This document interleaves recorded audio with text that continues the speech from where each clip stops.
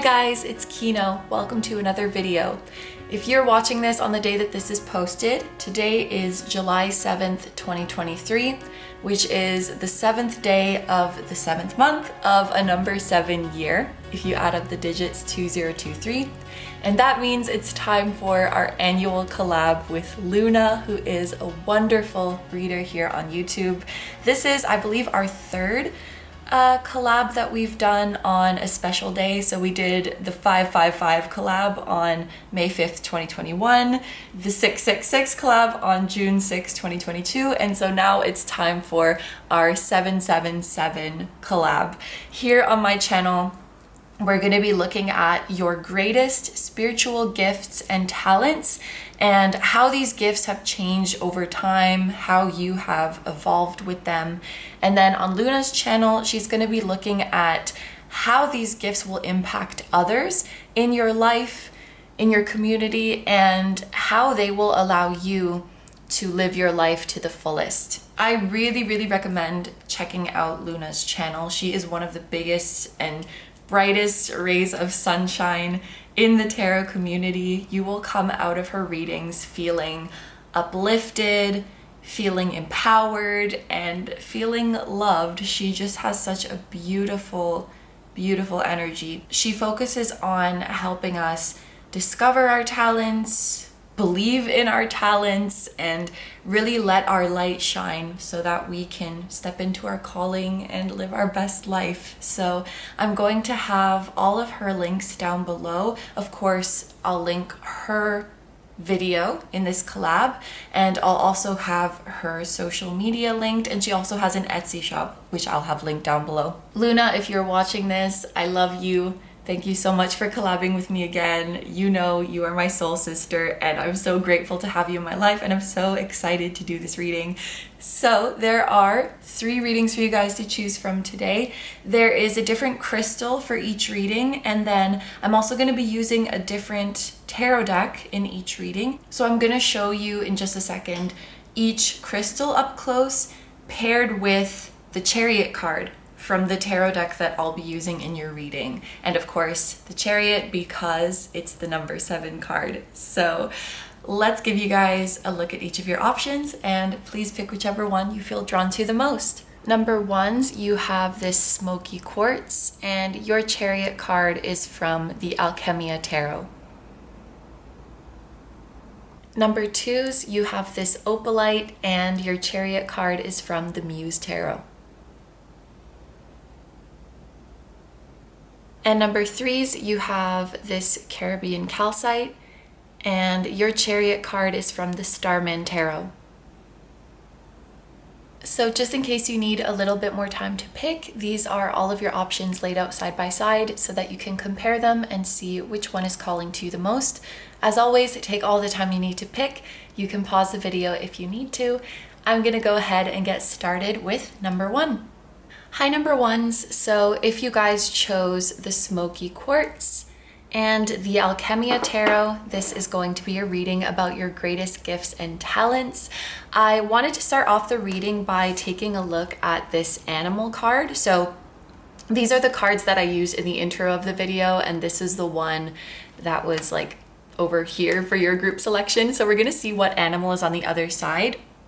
And this is gonna represent the qualities of your soul. So these might be qualities that you resonate with, or qualities that you are in the process of really embodying and stepping into. So this can be seen as like your future energy or the energy of your full potential.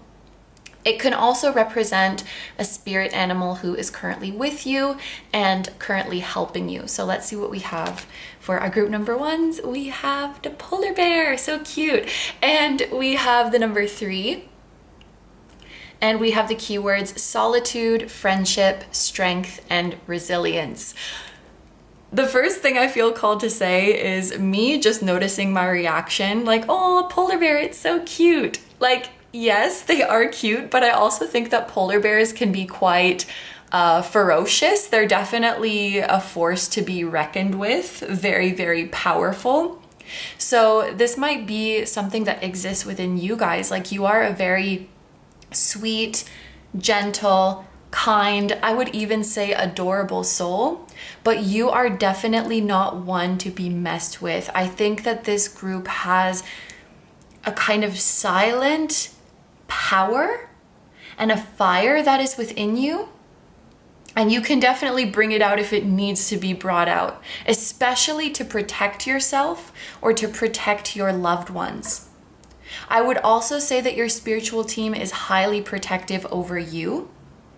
I'm just looking at this big bear that is huddled over the little baby bear, and I think that this is representing your spiritual team being very, not only very protective over you, but just in very close proximity to you. Your spiritual team is very close to you, watching very closely over you. And I think that they're always taking steps to protect you.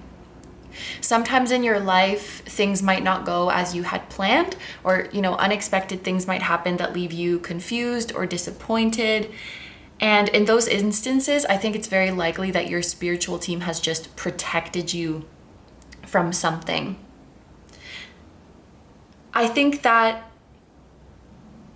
you guys are a group that would be excellent leaders, or maybe you already are a leader. You could make excellent bosses, parents, teachers, or just leaders of thought, leaders of ideas. You influence groups of people. This may be a position that you are called into as you step closer to your life purpose. I kind of see you in like an authority position, a position of power, but you are not there to serve yourself. You are there to serve others and to protect others. You will step into this position with very pure intentions. I think that this is a group who is just overall less motivated by personal gain, which there's nothing wrong with wanting to gain things for yourself, but I feel like this group, you are less motivated by personal gain and you're more motivated by, it's like serving and protecting the collective. I think that you deeply care about your community and just deeply care about the collective of souls that are here on this earth. I'm also thinking of, I might be mistaken about this, but I think that polar bears could be an endangered species, which is also making me think of like a protective nature, wanting to protect those who really need it. The snowflake is also making me think that this is a group of really unique and one-of-a-kind souls. This is kind of silly, but I'm also thinking of like special snowflake, which is just, I'm not saying you're like that, but it's making me think of a sensitivity and delicateness. And I think that the biggest thing for you guys to recognize so that you can really embrace yourself is that it is very possible, and in fact, you are proof of this, that you can be sensitive, that you can be delicate, and you can also be really tough and really strong and really powerful. And I think you just so beautifully embody both of those qualities. You have very powerful eyes. You have a very captivating gaze. People could get lost in your eyes because it's like your soul really shines through in them. You may be someone, especially when you're in your most authentic energy, that will have a bit of a smaller social circle. It's like you care greatly about the collective, but those who get to have a very close, intimate connection with you, I feel like that's few. Like this seems like the energy of having a small but like really tight, close-knit social circle. You may prefer to be alone with this solitude message, or like you're very selective. You may do a lot of your best work alone. You may do a lot of your spiritual advancement in solitary reflection. I think that this group is also an excellent communicator. It's like your words hold a lot of weight. They hold a lot of power. Two people could be saying the exact same message, but the way you deliver it, your choice of words, or the confidence with which you speak, or the tone of your voice, It's like the messages just carry themselves differently when they come out of you, if that makes sense. And they're very, very impactful to others. So I want to also read the polar bear passage from my spirit animal book. It is on page 49. Be assertive and strong in both your communication, and your actions, yet be willing to yield as necessary. Treat yourself with respect and maintain your dignity at all times. Before you take action, pause and observe the situation. Then, when you're ready to make your move, commit to it fully and without hesitation. Use only the amount of energy needed for the task before you, rather than diverting it to unrelated matters. This is a time to nourish and replenish your body, mind, and spirit, so prepare the means to do so. You're about to embark on a spiritual adventure, one that will awaken some of your innate gifts, and qualities that have been dormant until now. Interesting. So with that, let's get into your tarot now. We're going to pull a few cards from this Alchemia deck, and then we're going to take a look at these oracle cards as well.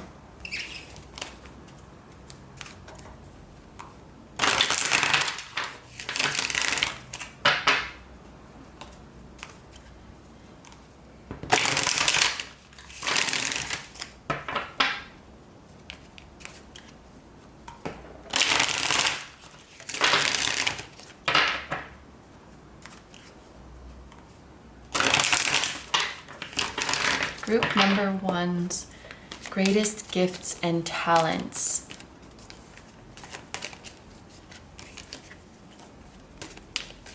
I do feel like this group has very, very strong soul family connections. There will be, again, it feels like a small group of souls that are very like you. And you share a bond that is just inexplicable, a bond that goes beyond words. Like a once-in-a-lifetime intimate connection. Like there's maybe 3 or 4 of you. Okay, we're starting off with the Ace of Pentacles. Wow, and then the 9 of Pentacles, which fell out very quickly. That's too many.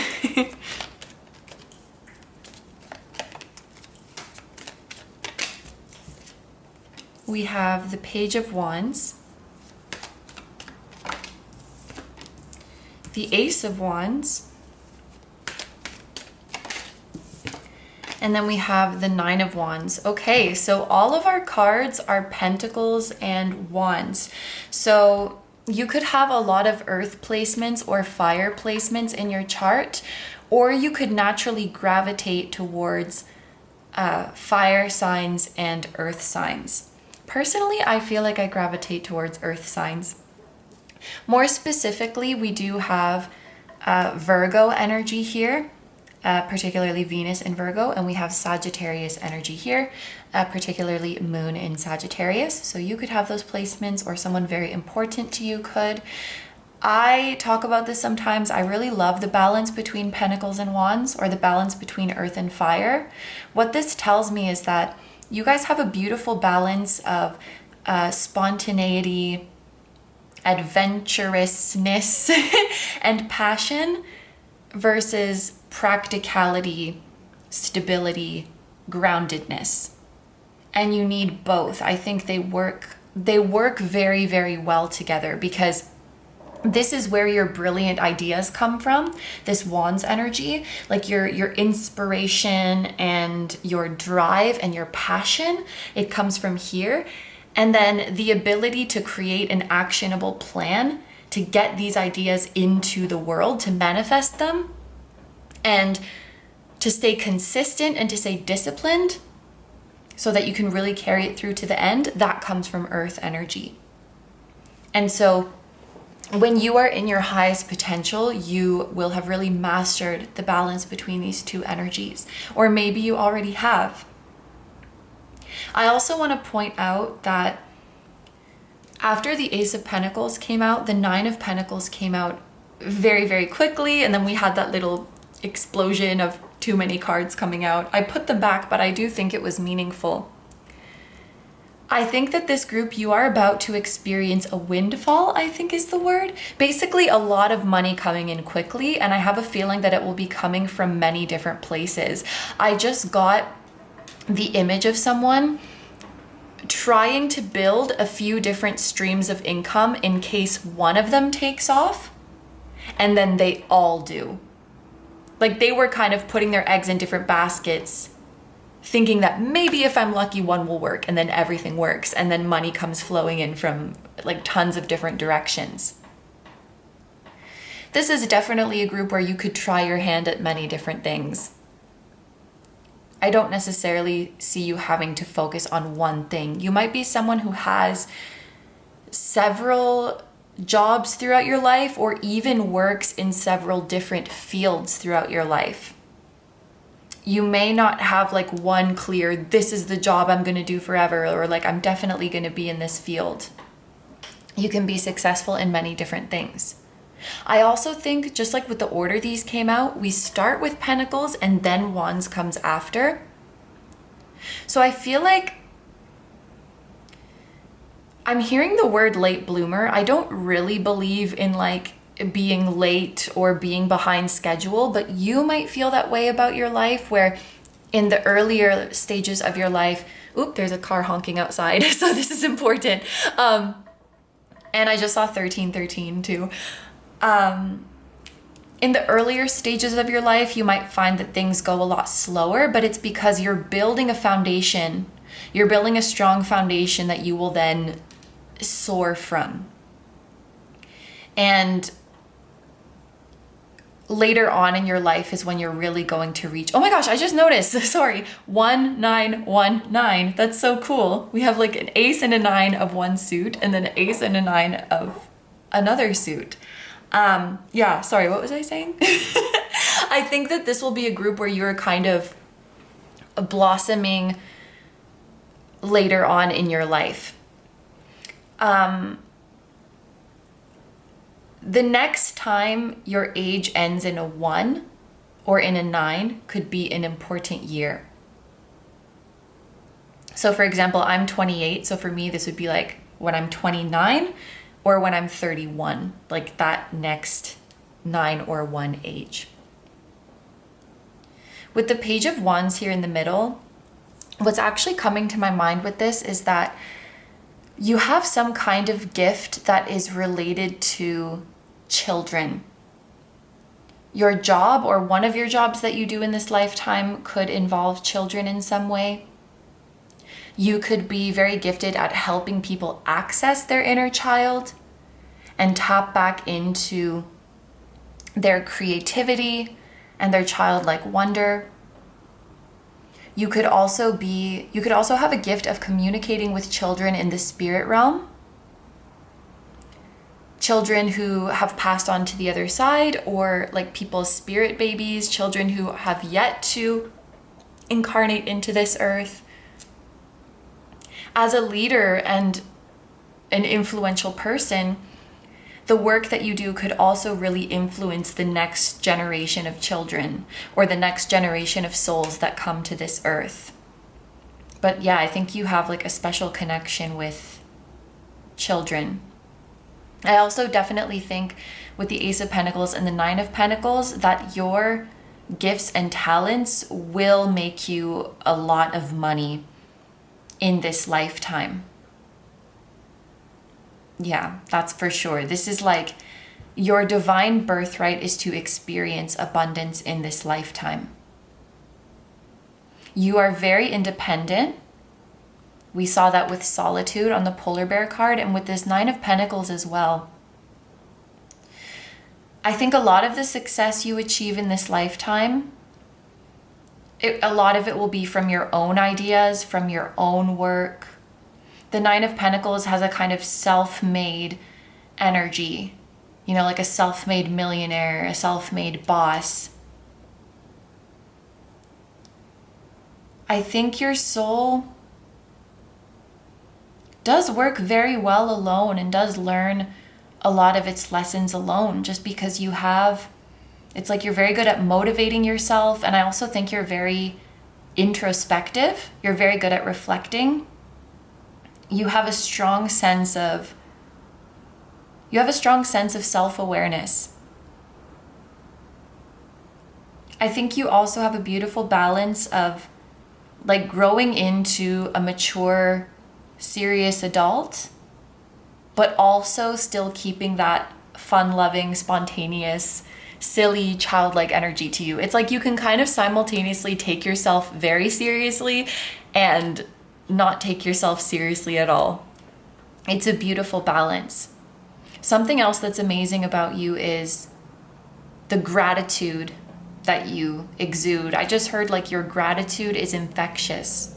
It inspires other people to be grateful, to see the positives in their life, to appreciate the small things. And your gratitude also makes you a magnet to manifest even more and more blessings.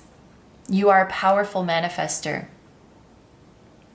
I think that in terms of your psychic abilities, it likely just comes from gut feelings. And I think you often channel, the Ace of Wands to me is a channeler card. Like, you have a gift of, when you get a message, you just go for it. You just figure it out along the way. Because it's when you start like overanalyzing and second guessing that you lose the essence of the message. You have a gift of channeling messages from the spirit realm. And it feels like it comes to you in gut feelings, or it's something that you can feel in your physical body. You could also receive messages from spirits through physical sensations, feeling hot, cold, tingly, feeling pressure somewhere in your body. Physical sensations that bring you messages. It's like, it kind of feels like the messages don't come to you in words. They come to you as a feeling, and then you are very good at translating it into words. That's something that you're very good at. Like we were speaking about you, there's something about the way you deliver messages that has a lot of impact. It's because you're good at putting it into words. When you get it, when you just receive it as a feeling, it can be quite tricky to do that. You know, like how many times do you hear me doing a reading and then I'm like, I hope that makes sense. Like, I hope that I worded that well. It's a hard thing to do. Like just to translate that gut instinct into something that will resonate with people. And I think that's something you're very good at doing. You could also be very good at doing this through art. When you receive messages from the spirits, the way you translate it into art, what you do is you keep the integrity of the message. You receive messages from the divine and you deliver it keeping its integrity so that it gets like delivered exactly how it was meant to. So if you were a tarot reader, for example, I do think, and I mean, I do this as well, you know, sometimes I might share my own thoughts on something or, you know, use an example about myself, but it's like you're able to deliver the message without it going through the filter of like your own biases or your own opinions. You can set that aside to just deliver the message that spirit had. That doesn't mean you can't talk about your opinions or your experiences, but you have that awareness of like, okay, this is me talking. This is coming from the ego that is group number one's human self, and this is just spirit's message. You can kind of keep those separate so that you deliver messages from spirit with integrity. And I'm gonna say it, I hope that makes sense. I hope that it makes sense. Yeah, Ace of Wands for me, it's like a very powerful channeler. You may say things or create things, and then after the fact, you're like, where the heck did that come from? I have no idea where what I just said came from. You might not even remember what you said. Or you might create a work, like make a creative work, and then step back and be like, I have no idea what I just did. I don't know where those ideas came from. They were just coming through me. I actually just met someone recently who wrote a book, and it was a very beautiful book, and I think it really encapsulated like why we're here and the experience of our souls on earth. And then we find out she wrote this book when she was like 17, and we were all so shocked because it seemed like an older adult had like gone through life and discovered what was important and what wasn't. It seemed like a really enlightened individual had written this book, and we're like, I can't believe you were already in that headspace when you were 17. And she's like, I don't know, like the words just like, wow, like they just came out of me and I just wrote it all out at once. That's channeling. That's something that you guys are very good at, whether you are speaking, whether you are writing, whether you're making art. You channel something pure from the divine. That it may even surprise you at times.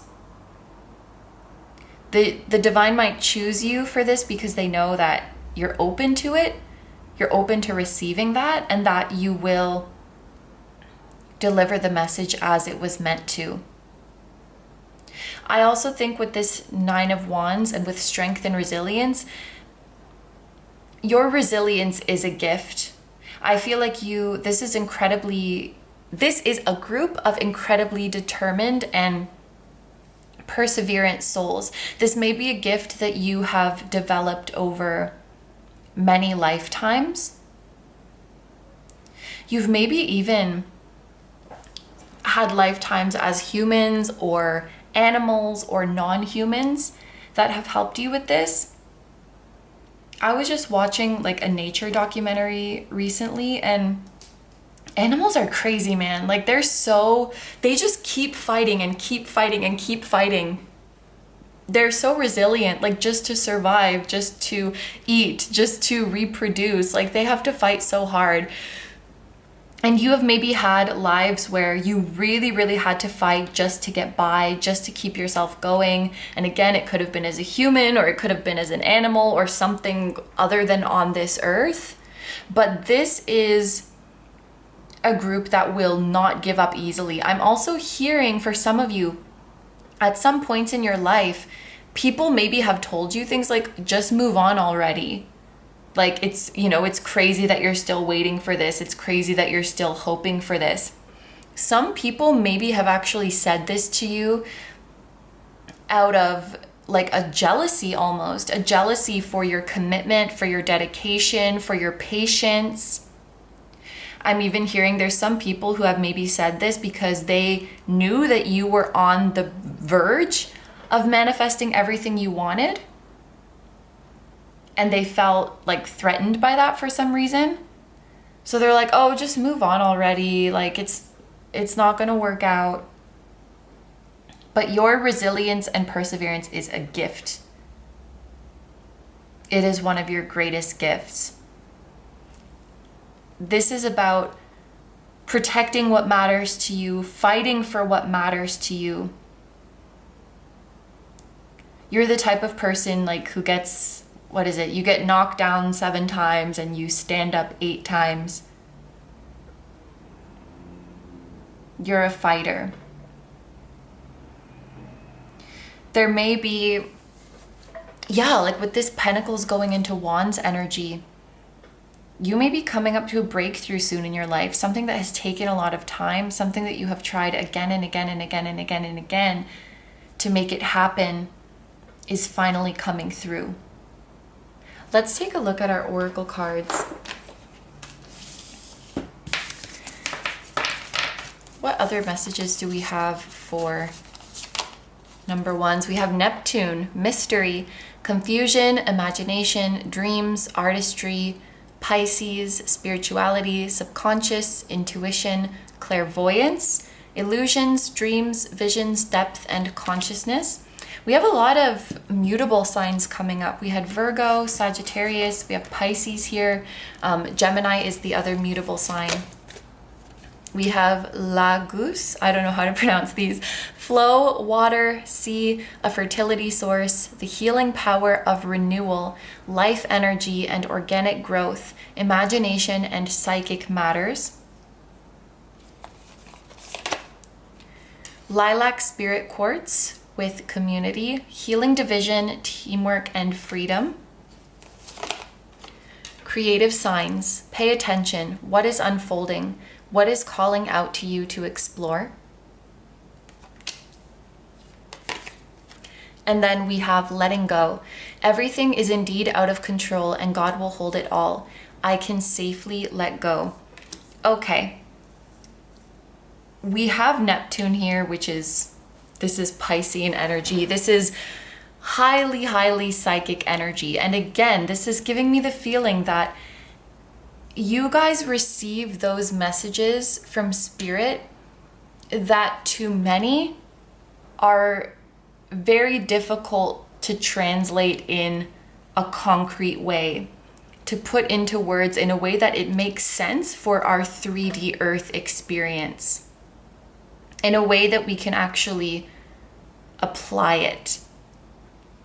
I'm imagining, you know, when we have dreams, like, they can be very symbolic and weird and seem like they don't really make sense. And it's like this fuzzy feeling of, this dream made me feel some kind of way. Like, I feel very intense, but I just can't put my finger on what it was trying to tell me. Or I had this amazing experience while meditating. Like, I feel so amazing right now, but like, I don't know how to, like, how would I tell my friend about what I just experienced in a way that makes sense to them and in a way that they can actually apply to their life. And this is something that you guys are very good at doing, because like, I feel like a lot of the messages that we receive from the spirit realm, they're not necessarily in language.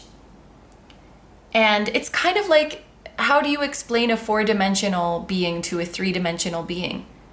It's just beyond their scope of like comprehension, or beyond their senses. It's like not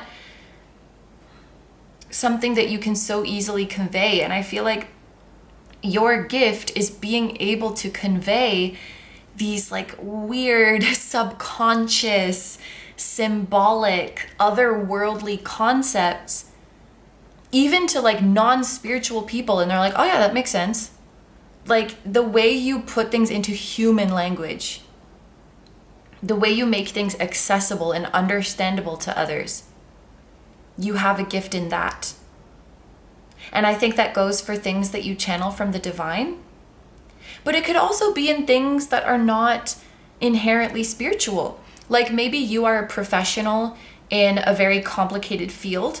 Like, there's a lot of fancy terminology and like concepts that the average person would not understand. And you have a way of explaining your work or explaining the concepts you deal with on a daily basis in a way that people who have absolutely no knowledge of it could not only understand what you're saying, but actually get interested in it. You know, like, I was just watching, what is his name? Jaime Altozano, I think. He's like a Spanish musician, and he analyzes, I was watching his videos on Rosalia because I love her, but he like analyzes the albums and like the musical choices and the techniques that were being employed.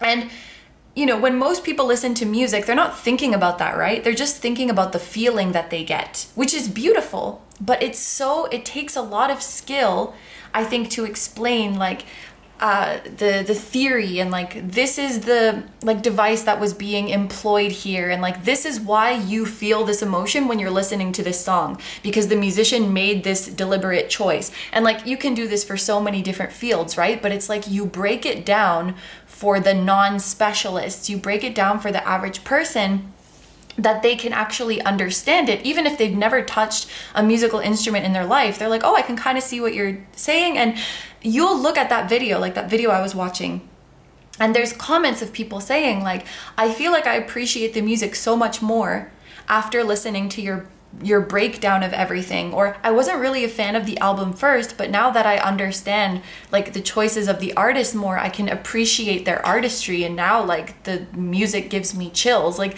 these are things that people are saying. So it's like something that most people just experience in a feeling, or like they know that they're feeling the things but they don't really understand why. You break it down so that it's like understandable, and then that gives people a whole new appreciation for it, of course an understanding of it, and like a deeper interest in it. You have this gift of like whatever field you're in, or like whatever your job is, you can make people see the beauty in it and make people very, very interested in it. You could probably talk about anything and people will become super, super interested in it, just because of the way you deliver the message. You could be even like a makeup tutorial person, and someone who has zero interest in makeup could watch your video and be really freaking interested in it, because like just the way you communicate, they're like, whoa, no way, like that's how foundation works, like thank you for teaching me about pigments, and like things that they would normally not even like know about or care about or be interested in. I think that that is your gift. Yeah, you may also have a really good way of, you may be very interested in like what is hidden or the mysteries of life. It seems like whatever you're involved in, you just take it to a deeper level. You go the extra mile to take it to a deeper level. So if you were a tarot reader, for example, yes, you may learn like what the cards mean, but it's like you might go a level deeper and really like read the guidebook from front to back, or study every single element and like why they're there and the history behind each card. And you don't necessarily have to do that to be good at what you do, but that's just it. Like you don't have to do it, but you do it anyway. You deepen your knowledge, you go the extra mile. You could be talented artists as well. With artistry here, and with the Ace of Wands and Page of Wands are very creative cards. I think that you guys have a beautiful, deep imagination. You could be an amazing storyteller or an amazing creator of stories. You could be very good at dream interpretation as well, like for yourself, but also for other people. That could maybe be like a service that you offer people, like helping them break down their dreams, helping them interpret the symbols they saw, or even like the signs and synchronicities that they see. We have a fertility source. So again, there's confirmation that you're meant to live an abundant life. It looks like you have quite a healing energy to you as well. Again, I get the feeling that you will work very well on your own, or you do work very well independently. With teamwork and freedom, you could collaborate with others sometimes or work in a team sometimes, but even that, it's very much on your own terms. It's not like, you know, in school when you get put into groups to do group projects and like you're assigned like, okay, you and you work together, or you know, like contracts where you're locked in to work with this person or work with this organization for a year or whatever it might be. I feel like for you, there's a lot more freedom to it. It's like, I mainly work on my own, but if I want to, you know, team up with you for this one project or for this one part of the project, then I can do that. But I choose who I work with. I choose when I work with them. There's like the freedom to be selective there. You're working with people, it's like with no strings attached, and it's like completely up to you, completely on your terms. Spirit quartz, actually, in one of the decks I have, it has the keyword music. So music could be something that you guys are gifted at as well. Or you could be a good songwriter. Or your interpretation of music and lyrics could be very beautiful. In terms of developing your gifts, I think Spirit is sending you signs of a new path that you are called to go on. What is calling out to you to explore? And wasn't there, yeah, let me just look back at the polar bear passage. You're about to embark on a spiritual adventure, one that will awaken some of your innate gifts and qualities that have been dormant until now. So there's a new path, there's a new beginning that Spirit is calling you to, and you're being asked to pay attention to the signs. What has been calling you to explore it? What is a new beginning that has been calling to you? And it may be something that you have to just follow without thinking about it too much, without thinking about what's the outcome going to be, where is this going to lead me. It might be something that seems kind of unusual to you, unlike what you have done before. But I think there's a piece of advice to just go for it, to let go and to just go for it. The divine brings amazing adventures and amazing opportunities your way because you are in this energy of allowing. And I think when you are in your fullest potential, and maybe you're in this right now, I think you let go of expectations and you let go of your attachment to outcomes, and you just listen to the signs as they come. I see the sign, I trust the sign. I may not exactly know where it's taking me, but I let go of that, the need to know, the need to control. I can safely let go, and I'm going to see what Spirit wants to show me. And because you're in that energy, or when you do step into this energy, the divine is going to bring you more and more inspirations, more and more ideas of things to create, because they see that you're responsive. So cool. So we're going to finish off this reading with a few more oracle cards, which I will shuffle on camera. I have Sarah Luna's Affirmation Comic Oracle. I have the Starseed Oracle and the Crystal Wisdom Oracle. So we're going to take a couple from each of these.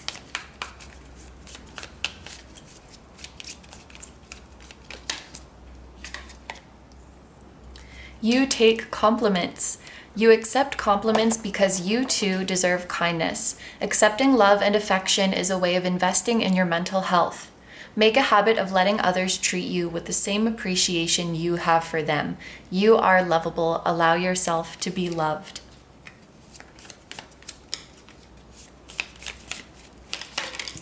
We also have you release the old. You forgive so you can let go of old hurts that don't serve you. You cut cords so you can blossom and bloom into all the beauty you've kept inside. Letting go of the past is an invitation for the future.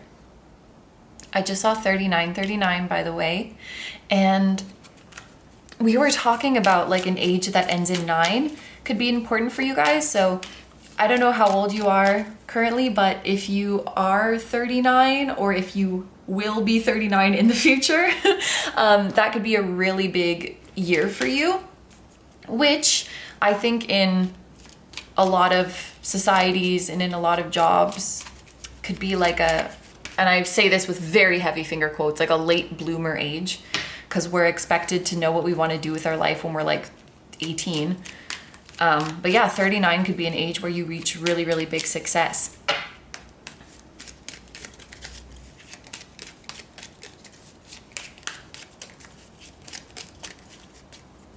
But that's actually pretty young for some paths. Like if you were a CEO or a president, like that's actually kind of a young age for some milestones.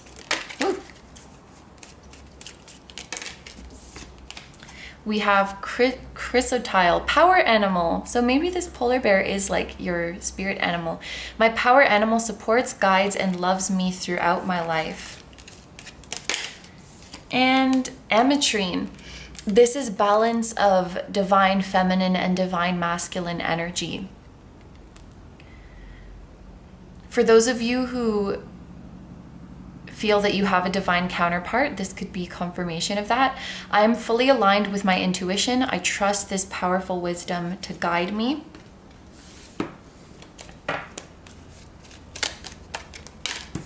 And then we have choice. By staying conscious in your thoughts, you guide your journey in the direction of choice.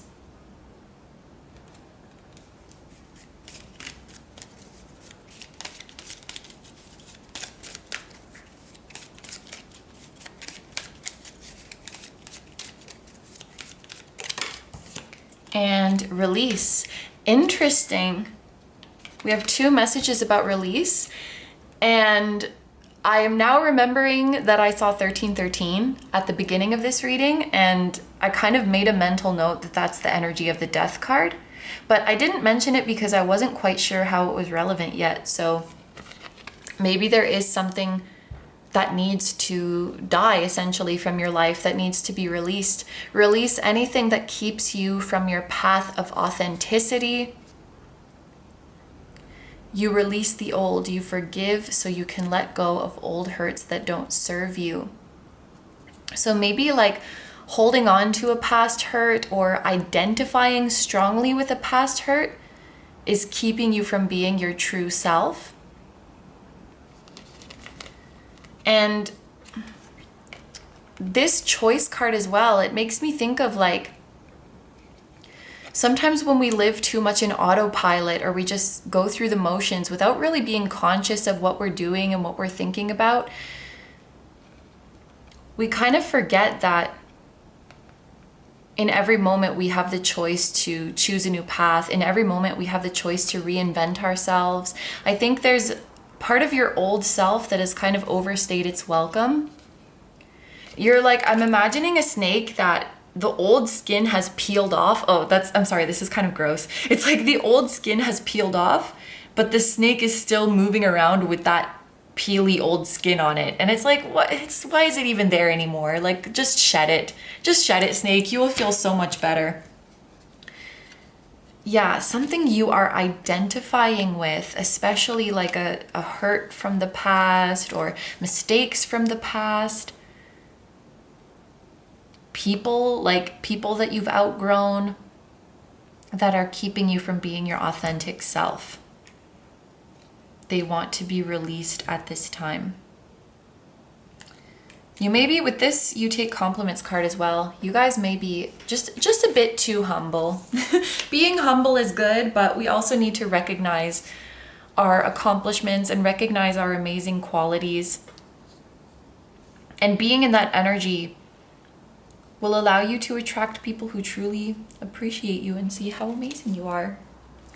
So, group number 1s, these are all the messages I have for you. Thank you so much for letting me do this reading for you, and thank you so much to Luna for collabing with me. Remember, if you want to see how your gifts are going to be impacting other people, impacting the world, and how they're going to help you live your life to the fullest, you can see that over on Luna's reading, so I'm going to have that link down below. Thank you, Luna. Mwah. And thank you guys so much. I can't remember if I said thank you, but thank you very much for letting me do this reading for you. I hope you have a wonderful day or night whenever you're watching, and I wish you all the best. Please take good care of yourself, stay healthy. Don't forget to like, comment, and subscribe if you feel like doing that. If you enjoy my content and you'd like to find me elsewhere, you can see the links down below. I will have my tarot reading Instagram, my personal Instagram, my Patreon, where you can watch exclusive videos just like these, timeless, except for you get to pick the topic for those ones. I'll have my music channel linked down below, which includes the intro song of this video that is an original song. I'll also have my latest release. And finally, my vlog channel, KINO Vlogs, and my merch, which features the floating temple that was at the start of this video. So all that stuff is going to be linked down below for you. Thank you so much for supporting me and for supporting my channel. It truly means so much to me, and just thank you for being here. Group number 1s, I'm sending lots of love to you, to your soul family, your higher self, your spirit guides, your spirit animal, your whole spiritual team, and all of your loved ones, both here on earth and in the other realms. And I will see you guys in the next one. Bye bye. Hi number twos. So if you guys chose the Opalite, this is going to be a reading all about your greatest spiritual gifts and talents. I want to start off by taking a look at this animal card. These are the ones that I had out in the intro, and this was the one for your pile. So we're going to look at the animal that is on the other side of this card, and this could represent qualities of your soul, or it could represent a spirit animal who is currently with you and helping you on your journey. So for group number twos, we have the salmon, and we have the number 5, and the keywords faith, determination, independence, and change. Yes, definitely the salmon makes me think of determination, because I'm pretty sure that they are the ones that swim upstream. It's interesting too that we have the word change, and we also have the number 5, which does have a meaning of great change coming to your life.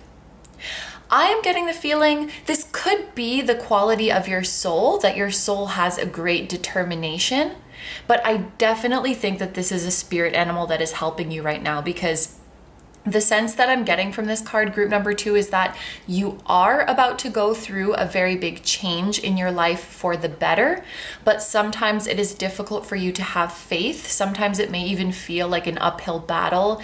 It may feel like things are against you, that things are not moving in your favor.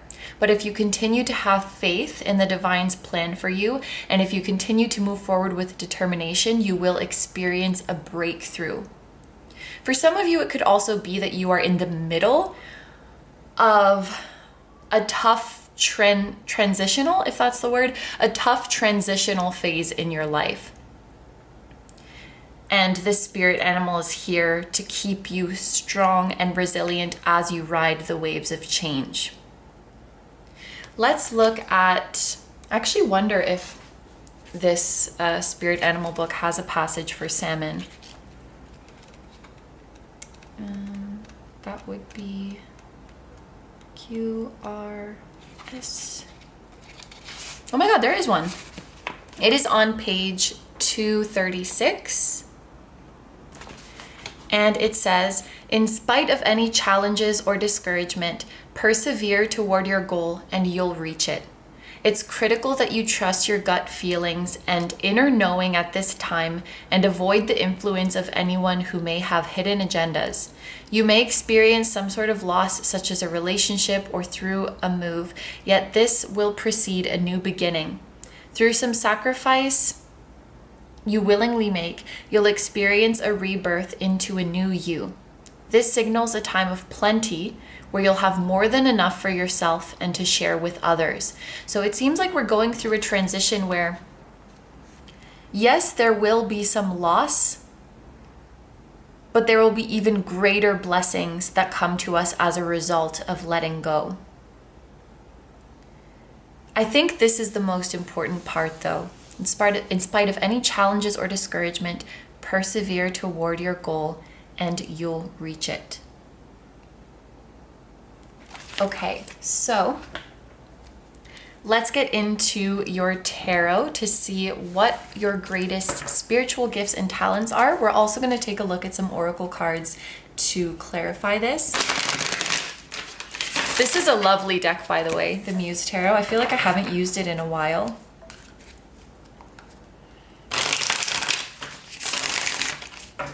All the tarot decks I'm using today are kind of nostalgic because they're some of my older decks. So like in the earlier days of my channel, I feel like I used them a lot. And then as my collection increased, you know, they get used with a bit less frequency, but it's nice to come back to them. I feel like for this group, the things that you are trying to manifest or the changes that you're trying to bring about in your life, it has been kind of tricky because it feels like there's a lot of things that need to line up at just the right time. And I feel like, yes, there's elements of your effort and determination, but there also might be elements of luck or of external factors lining up at the right time. And I feel like you're about to reach a point where everything perfectly lines up for your success.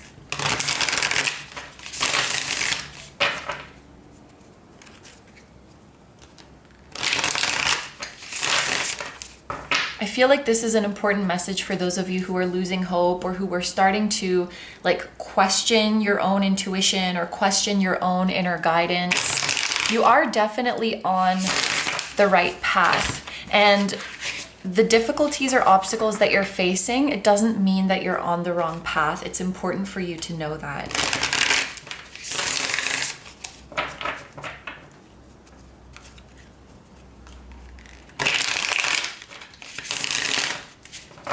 I'm also hearing like there's people who have their eye on you that you maybe don't realize yet.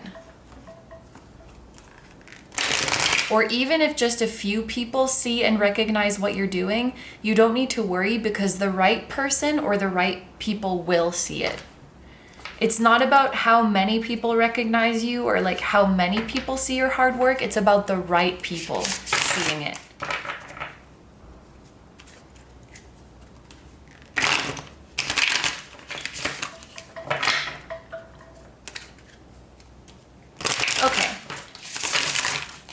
Group number 2's greatest spiritual gifts and greatest talents.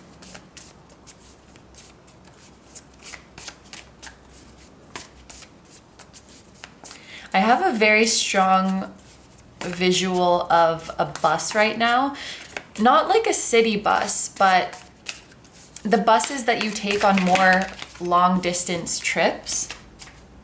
Maybe some of you will be traveling by bus soon. We have Temperance, the Ace of Inspiration, which is the Ace of Wands,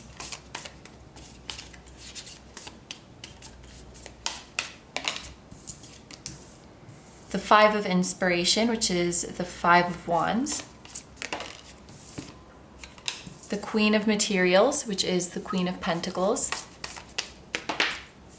And then we have the Six of Emotions, which is the Six of Cups. So there's quite a bit of fire energy here because we have the Temperance card, which is related to the sign of Sagittarius. And then the Ace of Wands, which is like all fire signs, Aries, Leo, Sagittarius. And then the Five of Wands is particularly Leo energy. But yeah, all fire energy coming through quite strong. Then we have some earth energy here, Taurus, Virgo, Capricorn. And then we have Scorpio energy with the Six of Cups, particularly Scorpio Sun. So this is the image that is calling to me the most strongly, the focus on this person's third eye. So one thing you need to know is that your third eye is very open, and actually that makes a lot of sense. For some of you, this could manifest as you having gifts of clairvoyance, but it's basically that you see beyond the veil. You could see behind, like there's what people present to you, there's what people say, and then there's what they really mean behind it. You're very good at seeing through to people's true thoughts and true feelings and true intentions.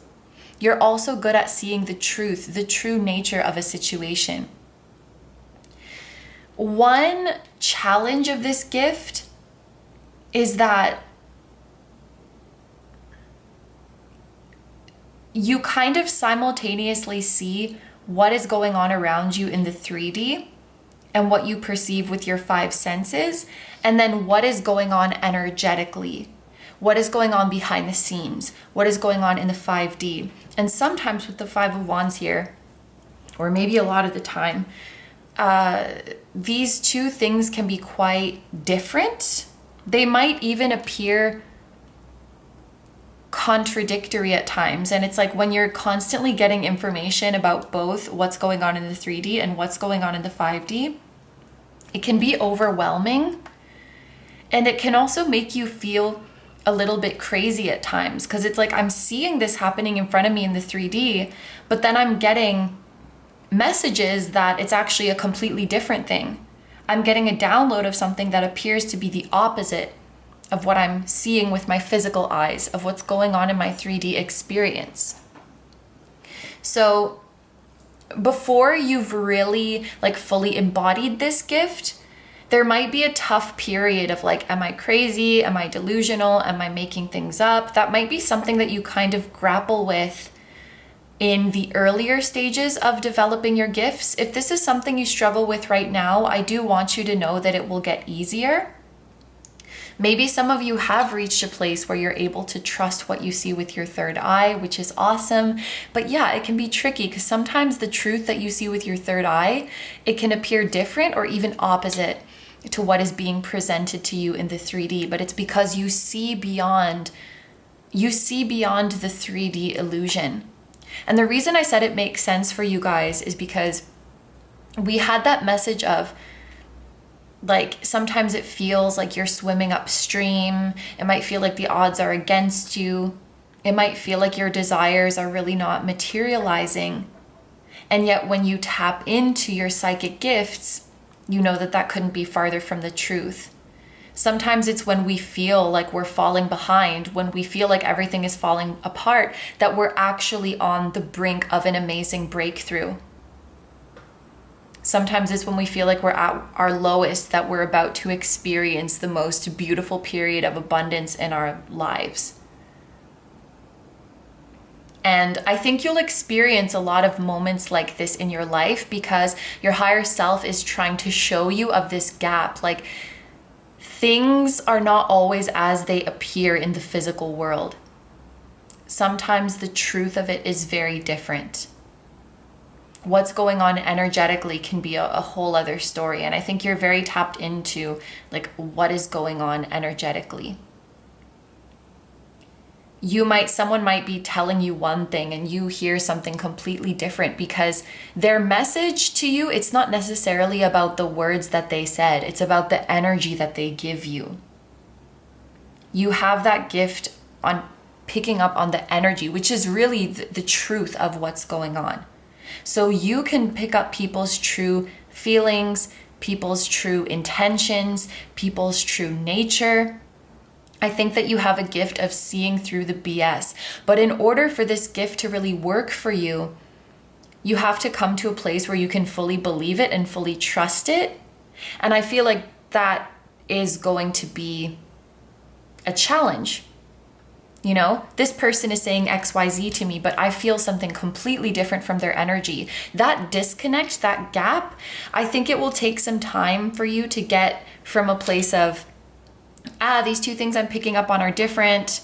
I must be making something up. I must be crazy, to this is kind of how the world works, right? Like what is being presented physically and what is going on energetically can be very different.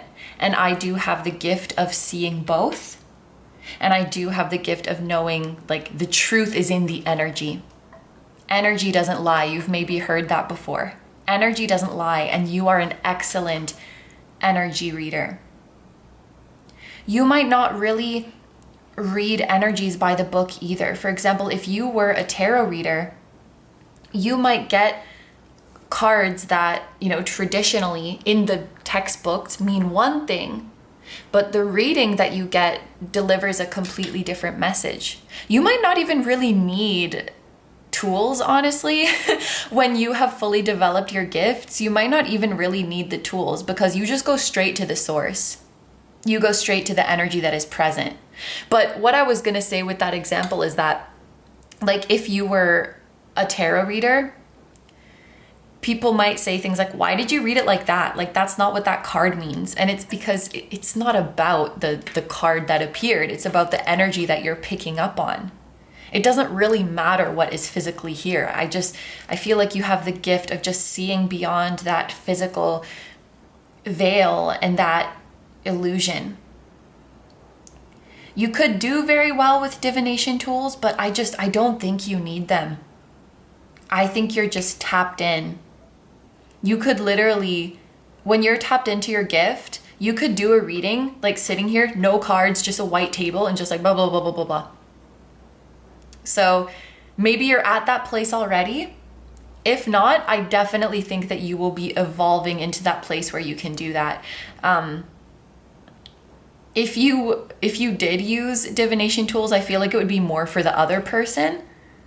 like so they have something to look at, or it doesn't seem like you really need them, if that makes sense.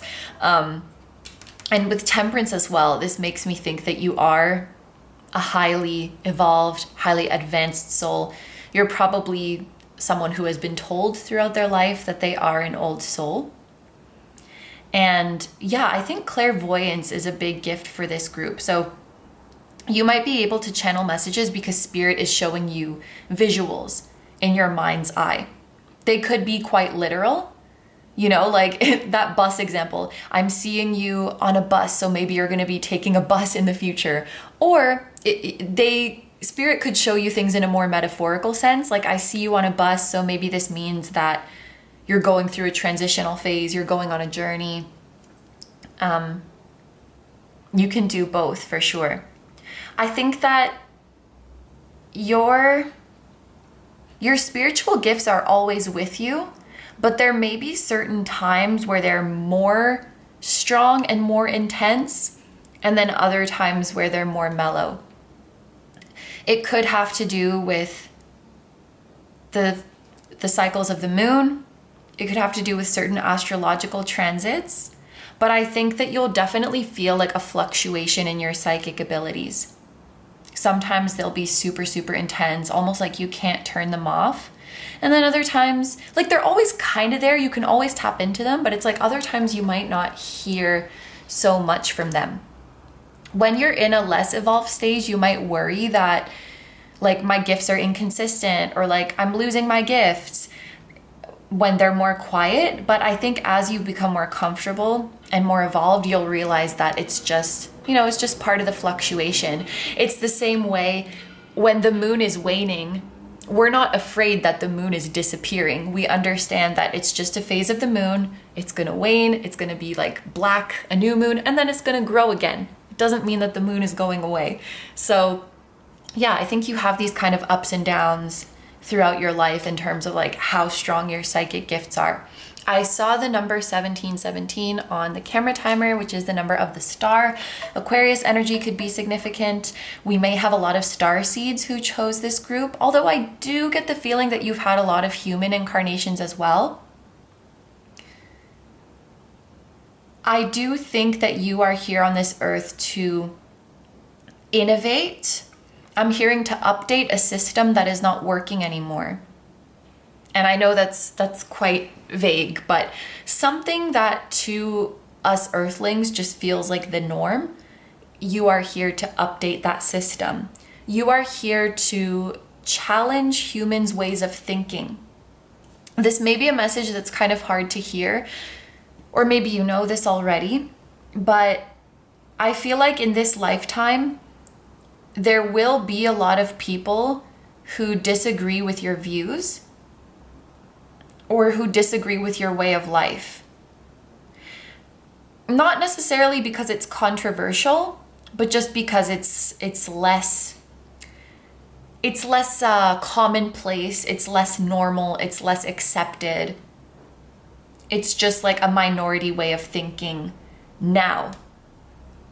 You're kind of a visionary. I feel like your current worldview, your current beliefs, they will become the norm in like many generations into the future.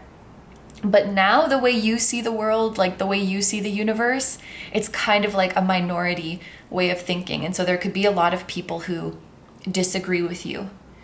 For example, maybe you incarnated into a world where everybody thinks like when you die, that's just it.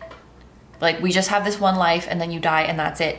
And you incarnate into this world, maybe remembering your past lives, and you tell these people like, no, this isn't our only life because I've had other lifetimes before, and like I remember my experience and I feel connected to that higher power.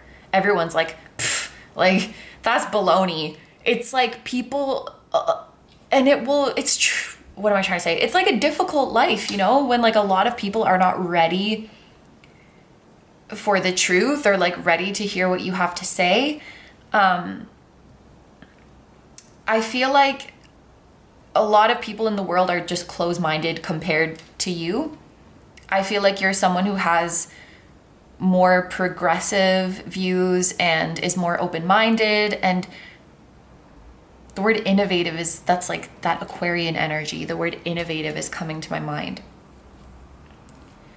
Some of you may even help with technological advancements, or you may be concerned with the morals of technology. I'm thinking of AI because that's like a big topic right now. Or you may find a way to implement technology or implement AI in a certain field, and then that field is going to make really big progress. Like technology might be really related to your success, or like advancements made in technology. I think that justice and equality is very important to this group as well, because you see beyond the veil of the physical world. You see the truth that nobody is better or worse than anyone else. Like we're all made of the same energy. We're all coming back to the same energy. But yeah, I think there's just a lot of people who like don't believe in what you believe in. It's almost like we hear of people who were like born in the wrong generation. I feel like if you were born more in the future of Earth's timeline, then everyone would think like you. But you're a bit of like a visionary. You're one of the seed planters for the future ways of thinking, for the future worldviews, and also for the future uses of technology. Interesting. Yeah. With the Queen of Materials here, I do think that material success is a big part of your life path. I see you as someone who is very hardworking, very intelligent as well.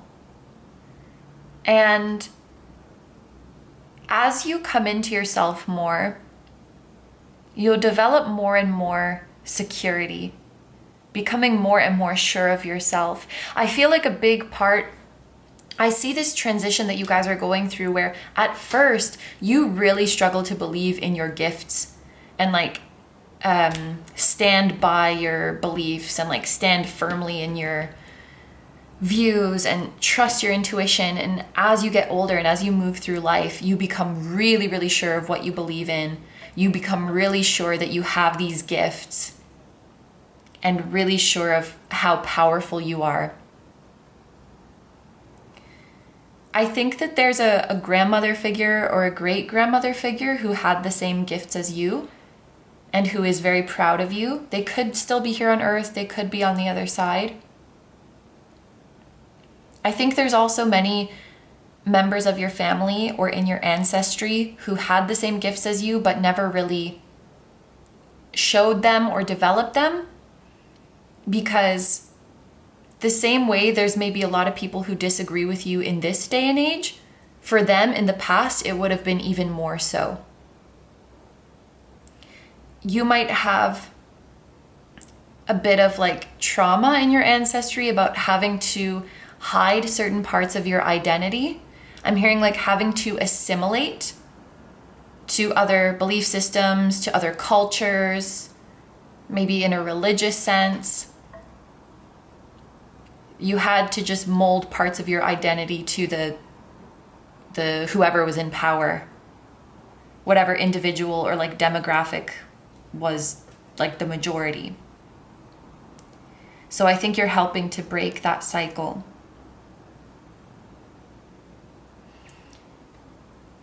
Yeah, ancestors are coming through strongly because I'm hearing they did their best to give you the best life possible and also wish that they could have done more because they just want you to have the best life possible. They also don't want you to give up on your inner child or give up on your childhood dreams. You may be meant to, in this lifetime, realize one of your childhood dreams or be in a profession that your child self wished you could do. It's coming through that your ancestors are so proud of you because you'll accomplish things way beyond what they were capable of doing. But that was, you know, that was what they wanted for you, you know? They wanted you to fly higher. They wanted to walk so you can run. I think you're very proud of them as well. So let's take a look at some oracle cards. I just saw 25, by the way. We have Pluto with renewal, Scorpio energy, which we talked about Scorpio, eh? With this Six of Cups.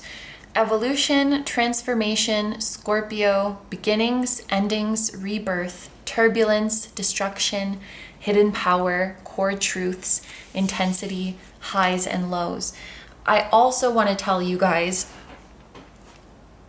with this Six of Cups energy, there will be a few moments in your life that you just feel the craziest familiarity when you meet someone or when you go to a certain place. I also just heard when you watch a performance. Interesting. That you just feel so weirdly at home and familiar, even if it's your first time running into it in this lifetime. I'm hearing some of you might actually be brought to tears. Like when you meet someone who just feels so familiar, or when you go to a part of the world that feels like home, that brings back memories, even though it's your quote unquote first time. In terms of the performance message, it could be that maybe you are watching some type of performance art that was developed in a certain era in history or in a certain culture. And when you watch it, you just feel so at home with it. You feel like you identify with it so much because it might remind you of a time period that you were on Earth, or of a place where you once had a lifetime and you would have been surrounded by this art. Yeah, and we have this renewal, which reminds me of the salmon message. We have to let go of some things to bring in new and better things. I'm just thinking, Melanie Martinez has a song called Pluto. The lyrics are really cool. Pluto wants to help you remove the things in your life that are stale, that are expired, that are weighing you down, because you're this salmon that is swimming upstream, which is hard enough, but it will be even harder if you're carrying a bunch of excess weight that you don't need. Like when I bike, for example, biking uphill is terrible. But when you have your basket full of stuff, like sometimes I carry my laptop and other crap in my basket, that extra weight makes it so much harder to bike uphill. And it's like Pluto is saying, you already are in the midst of a tough transition, or you have a tough kind of uphill journey coming ahead. You don't need to be carrying this extra weight. You don't need to take everything with you. This could even be in a very literal sense. Maybe some of you guys are moving house soon and Pluto's like, you don't have to keep all of your possessions. Like, do not pack light, okay? This transition journey that you're going on, pack light, because you don't need to bring this old stuff. And if you lose anything that is important, I promise you I'll replace it. You know, if you don't bring any clothes on your journey, I promise I'll see to it that you get new and better clothes when you reach your destination. Bring just the minimum necessary. You're being encouraged to take a minimalist approach right now. For some of you, this could be getting rid of material possessions, of decluttering your contacts list, the people you follow, the responsibilities that you say yes to. Just let go of everything. Sometimes people say, if it's not a hell yes, then it's a no. And I don't agree with that all the time, but I think that applies here. Like, if you don't feel really excited about it, if you don't feel like I need this, then maybe it's gotta go. Because we wanna fill your life with things that you're really excited about. There may also be a message here that just in general, what you prioritize and what is important to you could be very different than what most earthlings prioritize. And I think this will only become more so true as you get older and as you evolve. I feel like as you get older, you'll care less and less and less about material things, and you might live a more and more like remote lifestyle or rural lifestyle, connected to nature. Speaking to nature, like plants, animals, even the consciousness of, for example, the ocean, the mountains, the rain, the clouds. That may be a gift of yours. Speaking to the consciousness of nature.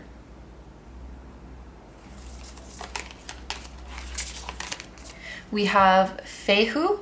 I'm sorry, I don't know how to correctly pronounce these. Interesting possessions. Possessions 1 are earned income, luck, abundance, financial strength in the present or near future. I think something that is maybe kind of ironic about this group, it's like, I feel like in your younger years, there's things that you really, really, really want, and it's really hard to get them. And then in your older years, when you stop caring, then you get a lot of it. For example, maybe someone in their 20s and 30s, like all they wanted was to be rich, and they worked really, really hard on making money, and it felt super difficult to them. And then in their 40s and 50s, they're like, or even later on, they're like, I don't care about money anymore. Like, I just want to live in nature and talk to the animals, or like, I just want to live a peaceful life. And then that's when money starts like effortlessly coming in for them. I feel like that might be a pattern that you see in your life. It's like the more you really care about something and the more you really, really hold on to something, that's when it's difficult to get it. And then when you start letting go and you're like, whatever, life is like, here, have like 5,000 of the thing you ask for. But yeah, material abundance is definitely going to be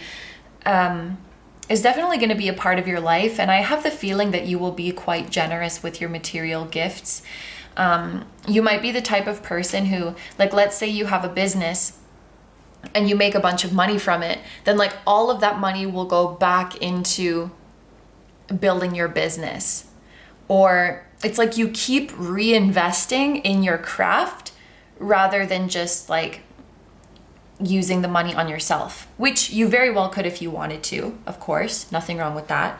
But like, or let's say you make movies and you invested a bunch of money into a movie and people love it, people resonate with it, the movie does super well, you make a bunch of money. It's like all that money will just go into your next movie.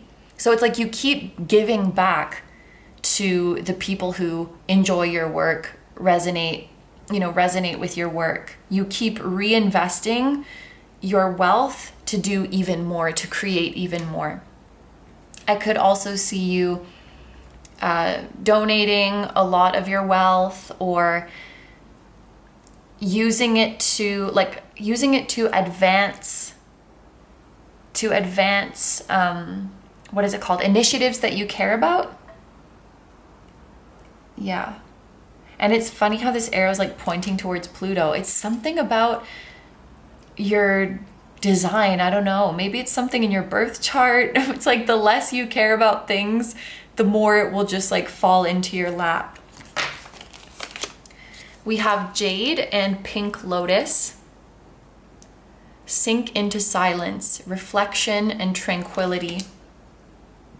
I think that silence and peace might be very important for you guys to tap into your psychic abilities, which that actually does tend to be the case for a lot of people.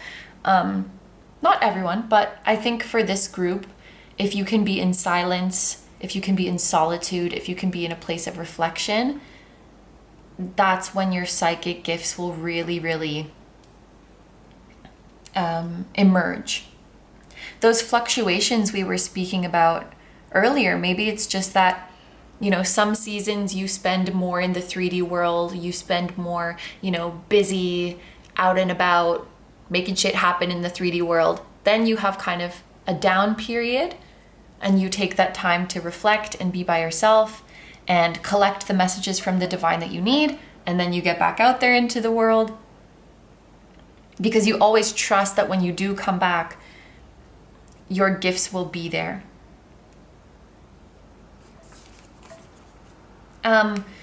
Also, with this coming out underneath the Five of Wands, I'm hearing that, you know, we spoke about people like disagreeing with you or not being ready for your truth. And I feel like this card is here to tell you, in those moments, don't feel like you need to prove yourself. Don't feel like you need to argue, because you don't have to. I almost feel like you're being encouraged to ignore when people fight you about your worldview or about your spiritual beliefs or about your way of thinking. They're not ready for your truth anyway. It's like, even if you did argue back at them and explain, they don't really want to hear it anyway. You know what I mean? Like, when people are set in their ways, when they're closed-minded, or when they're just committed to being ignorant, committed to being, I'm hearing like committed to their bigoted views, like they don't want to hear your side. So arguing is just you're just gonna waste your breath, you know? And it's not like, what is it called? Be all end all advice that I give all the time. I think this is just what your spiritual team is telling you. Like, you really don't have to bother with these people, you know? I think it will only disrupt your peace, and it won't really have a constructive outcome. Like, they'll only hear the truth when they want to. They'll only hear the truth when they're ready. And I think a hard lesson is that it's not up to us when people awaken, or if people awaken at all. Our job to help people awaken, a lot of the time, it's more just about shining our light and following our purpose, so that we can be there for the ones who are ready to be inspired. And if others are not, we have to just come to terms with the fact that, like, okay, it's not that person's time, and that's okay. And it's not my business, like, how or when they're gonna wake up, or whether they do at all. I'm just gonna keep going about my life. So I think as you step into a more evolved energy, these kinds of things, this kind of, I'm hearing stupidity, I'm sorry, sorry to these people, will just kind of roll off your back, and you will not even like feel called to engage with it. You're just like, okay, they're on their path, and I'm just gonna keep it moving. Next, we have creative mastery, the intersection of effort and skill. Use your creative muscles to make them stronger. And that's underneath this Queen of Materials, which the King and Queen of Pentacles do make me think of experts. They're one of the best at what they do because of raw talent, but also because of consistency, hard work, years of experience. So in your lifetime, you will become the best or one of the best in your field. And I'm hearing for some of you, you're already well on your way to doing that. I also just got a message for those of you who like went to school. Well, actually, most of us did go to some form of school, even if it was elementary school, high school. I got the message that for many of you, like, your teachers knew that you were special, or even like favored you, but they didn't say anything because it's like, you know, they don't want to single you out. They want, you know, like, you can't be like, hey, group 2, you're my favorite student. You can't say that. Like, all the students are equal. But it's like, deep down, teachers knew that something about you was special. Like, they knew deep down, you're really, really good at what you do. You're going to go very far. Hopefully they got that across to you in some way. But I just got a specific message that sometimes teachers would downplay their praise to you or their belief in you just because they want to keep the students even, if that makes sense. But you are definitely are going to be a master, an expert of what you do. And it's because you have both the raw talent and the raw like intelligence, and you put it into practice. You trained it. You worked on it over time. A lot of people will look up to you or already do. A lot of people will be interested in your journey. How did you do it? Do you have any tips for me? I see that a lot with the King and Queen of Pentacles. People wanting you to be their mentor, basically. Like, show me how you did it. Show me the way. I want to learn from you. And it will be up to you who you take under your wing. I could definitely see you being a mentor. I would only advise just to keep boundaries there, because people can definitely drain you when they like ask and ask and ask, like, teach me this, teach me that, show me how to do that. Yeah. You could even make like a course for the collective, or just talk about your experience. Even that in itself will be helpful. Remember, it's all up to you. I think you do have a very generous soul, but it's all up to you what you choose to share and how much you choose to share. Remember that people aren't inherently like entitled to you, basically. And then finally, we have humility. Yeah, that makes a lot of sense for you guys. In addition to the salmon, the owl could be oh, that dog is so cute. It kind of looks like, yeah, I don't know what kind of dog that is. I was gonna say Pomeranian, but I'm not sure. And there's a dragonfly as well. Allow me, divine, to always accept the right assistance. I welcome your help in every way and delight in receiving it. Wow.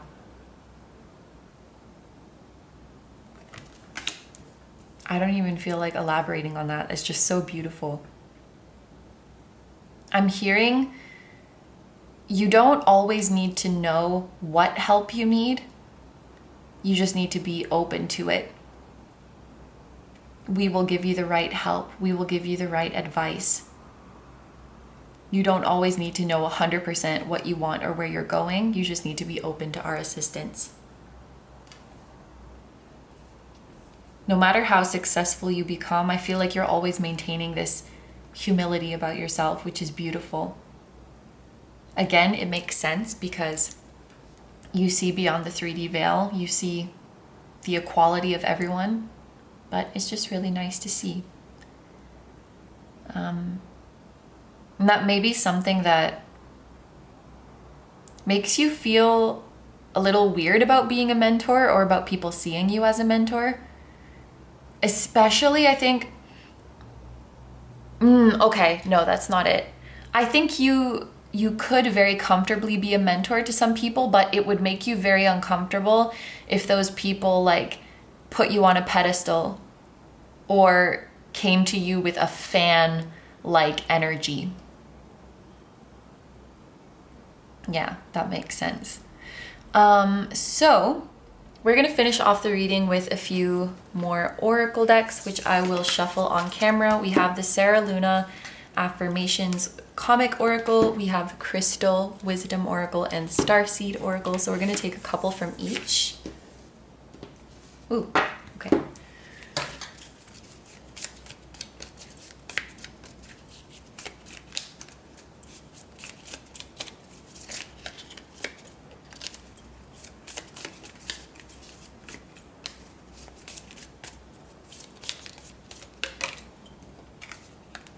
You take holidays. You don't owe anyone an explanation for needing a break. Taking personal days is needed to properly care for yourself.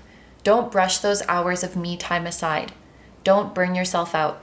You take that time to do something you love, even if it's just sleeping in. You do you.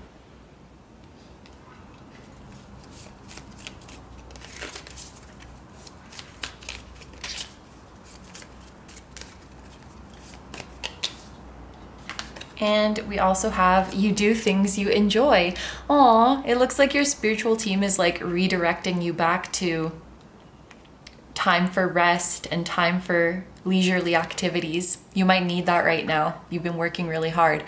You find small ways to improve the moment. You give yourself permission to take that time for yourself. Prioritize those mindful ways to recharge and don't rush through them. Very important. Don't rush through your recharging time. And Remember that it's not really rest if you're thinking about all the stuff you need to do. I'm an expert at worrying about what I have to do and then not feeling like I got any rest even though I was lying in bed. Give your brain a break through playfulness. What makes you smile? It's not pointless or a waste of time if it makes you smile. Very true. Okay, let's get some Starseed cards. I might take an extra one for this group because I do feel like we have some Starseeds in this group. We have gratitude. Universal love shines through the miracles of life all around you.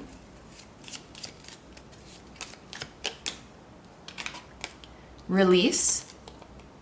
Oh, group number 1 got this one as well. Release anything that keeps you from your path of authenticity. We spoke about that with the Pluto message. And we have abundance. Yes, when your heart's intention is to serve humanity, doors of abundance naturally open. Okay, and let's finish off with some crystal cards.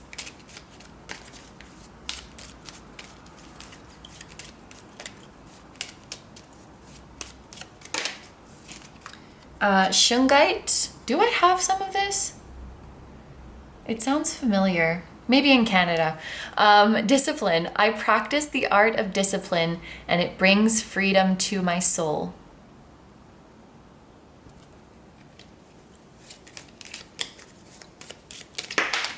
And then we have Brazilianite with flexibility.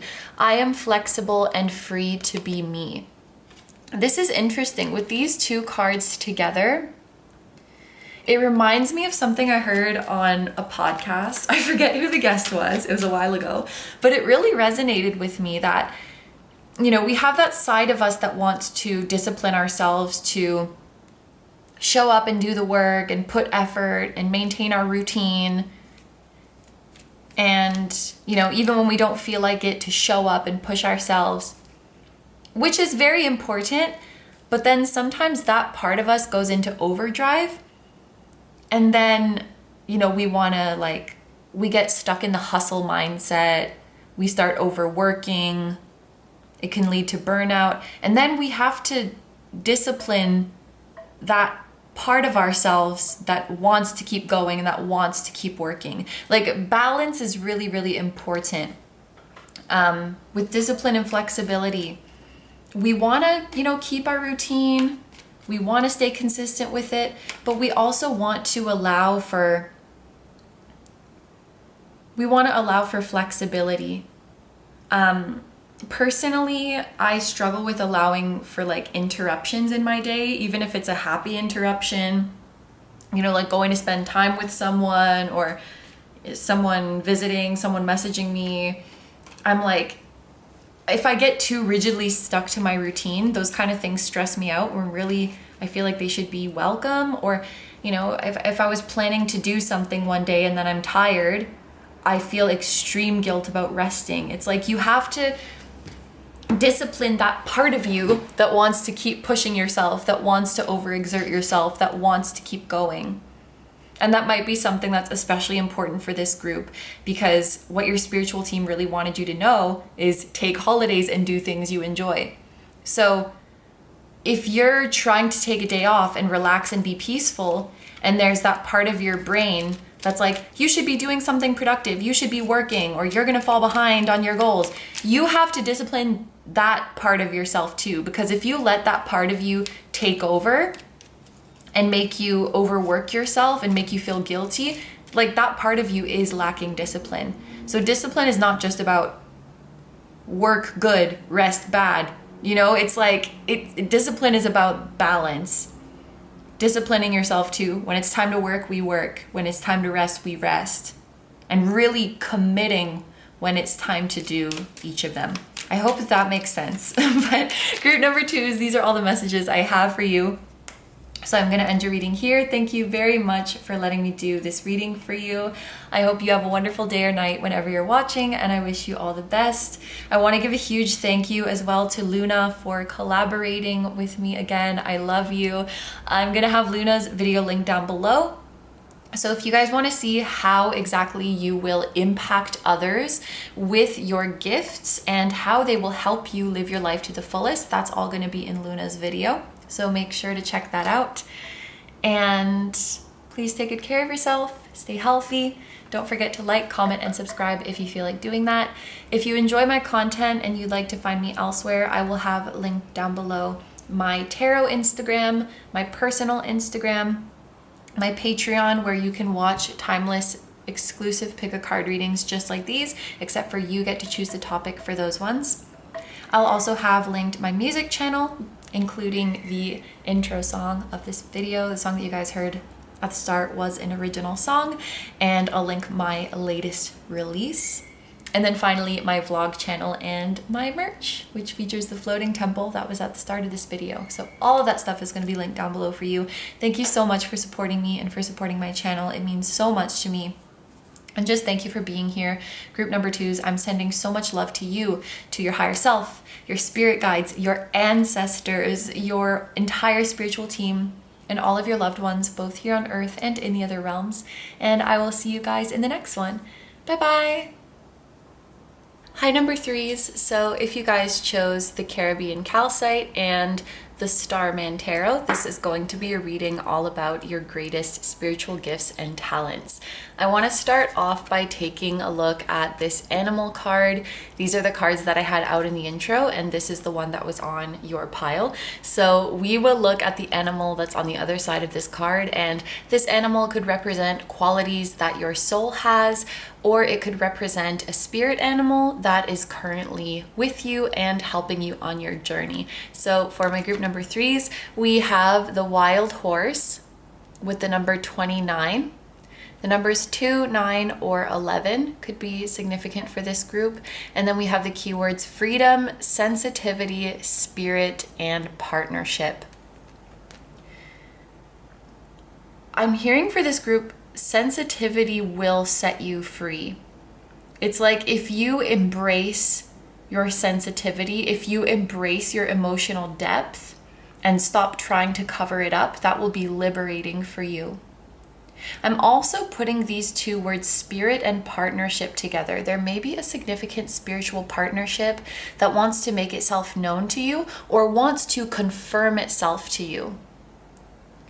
A spiritual counterpart could be confirming to you a connection that you have felt, that you already know of.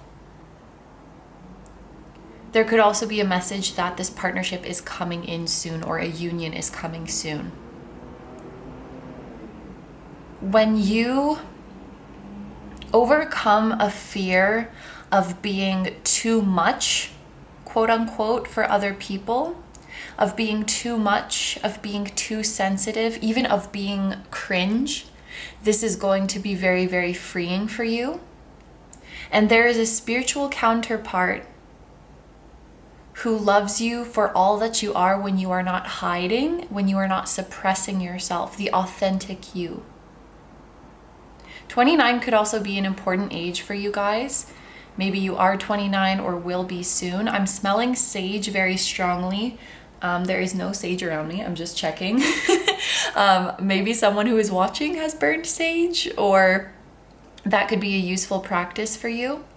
Or maybe like Sage can be a name, right? I've known someone named Sage. 29 is the age of the Saturn return. So that could be coming up for some of you. But let's take a look at the horse passage in my spirit animal book.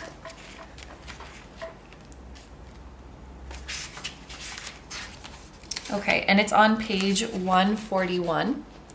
You're about to embark on an unexpected adventure and will have to move very quickly once it's initiated. It's time to free yourself from those physically and emotionally constricting aspects of your life. You need to call upon reserves of stamina and strength to get you through this ordeal. You are much more powerful than you think you are. This situation requires strong warrior energy balanced with sensitivity, patience, and compassion. Teamwork with your family, friends, or community is important right now. A couple messages I'm picking up while reading this passage. This might sound kind of strange, but there's a message for some of you to give up on a goal or to give up on a habit you're trying to build because your reasons for it are not good. It's not going to support you. It's not going to serve you. It might be something that you're trying to do because you feel like you should, you feel like you have to. It's like a standard that you're trying to set to yourself that is not really serving you, and it's just like this, achieving this goal is not necessary, or like building this habit is not necessary. Of course, if you're enjoying yourself, if it's helping you, don't give up. But that was like a specific message that came through for some of you to like give up on a goal, give up on a habit you're trying to build, which seems like weird advice, right? Because usually we're like, work hard, keep going. But I feel like the reasons are not there, like the motivation is not there. It's just not really making you feel good, and there's no need to put that pressure on yourself to do something that is not making you feel good. There is another message for those of you who are hoping to move, who are hoping to change your living situation. That is going to happen very soon. And you will be living in your ideal situation, whether that's like living alone. If you want to have your own place and live alone, you'll be able to do that. If you are trying to live with a roommate or live with someone, you'll have a very harmonious, like domestic dynamic with each other. So you could be manifesting like a really good roommate or manifesting living with a specific person.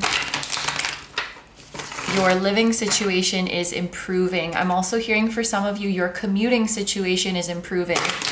So your commute to work or to school, you might be moving somewhere closer or where it is cheaper to get to school or work, or like the vehicle that you use is changing and it's becoming more efficient.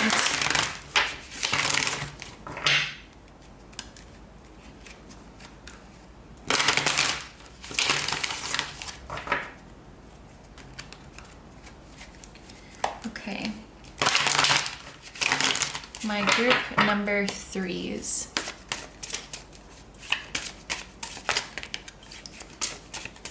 Group number 3s, spiritual gifts and talents. We have the 8 of Wands.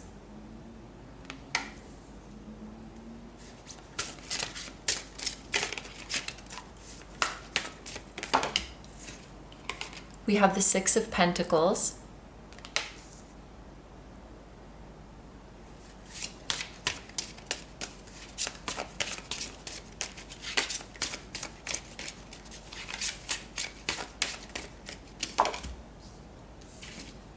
The 7 of Cups.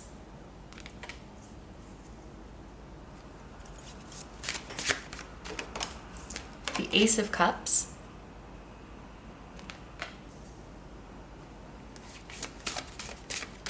Oh, and then I'll keep these 2 together. We have the 9 of Swords.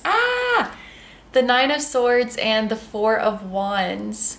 Interesting, like such a happy card with such a challenging card coming out together. Okay, very clearly, group number 3, you have a strong gift of sending and receiving telepathic communication and of mediumship. Very interesting. Also, you are definitely someone who can receive downloads and receive intuitive hits even when you're busy, even when you're running around, even when you have a lot on your mind. It's just interesting because in the previous group, I was just talking about this group receives messages better when they're calm, when they're quiet, when they're alone. And I feel like that is the case for most people. But for this group, I see that you could be like really busy thinking about a lot of stuff, and then boom, you're hit with a download. In fact, that movement might actually facilitate downloads being received for you. You might receive a lot of downloads when you're working, when you're multitasking, when you're exercising, like when your body and mind is busy, and then all of a sudden you just get hit with it. and it stands out like a sore thumb because it's very specific things that you're thinking about and focused on, and then this thing just randomly comes out of left field. You're like, boom, telepathic message, boom, download. And then you need to like run and take a note of it so that you don't forget. Yes, you are very gifted in telepathic communication. You are very good at sending messages to others. You're also good at receiving them. You can tap into the collective consciousness and pull down messages that are floating around. And you have the gift of mediumship. So you can connect people to their loved ones who are on the other side. You can connect to the dead. They're not really dead, they're just not on earth anymore. You can channel messages from people's higher selves very well. You may be gifted with like helping people who are twin flames, or like helping people find their soulmates. If that's something that you resonate with, I did want to mention that. But it's like you're good, you have the gift of connecting people, like connecting this person to their spirit guide, or to their loved one on the other side, or to their higher self, or to their counterpart's higher self. You bridge the gaps. I think that this gift, when you are first starting off developing it, it could be a little bit overwhelming. I think that you guys have the gift of clairaudience and you have the gift of claircognizance. So you could receive messages through hearing or just through like messages that pop up in your mind. But something that you might struggle with at the beginning is like turning that off. So you might just be, because the 8 of Wands, it makes me feel like bombarding, and the 7 of Cups makes me think of overwhelmed because there is so much going on.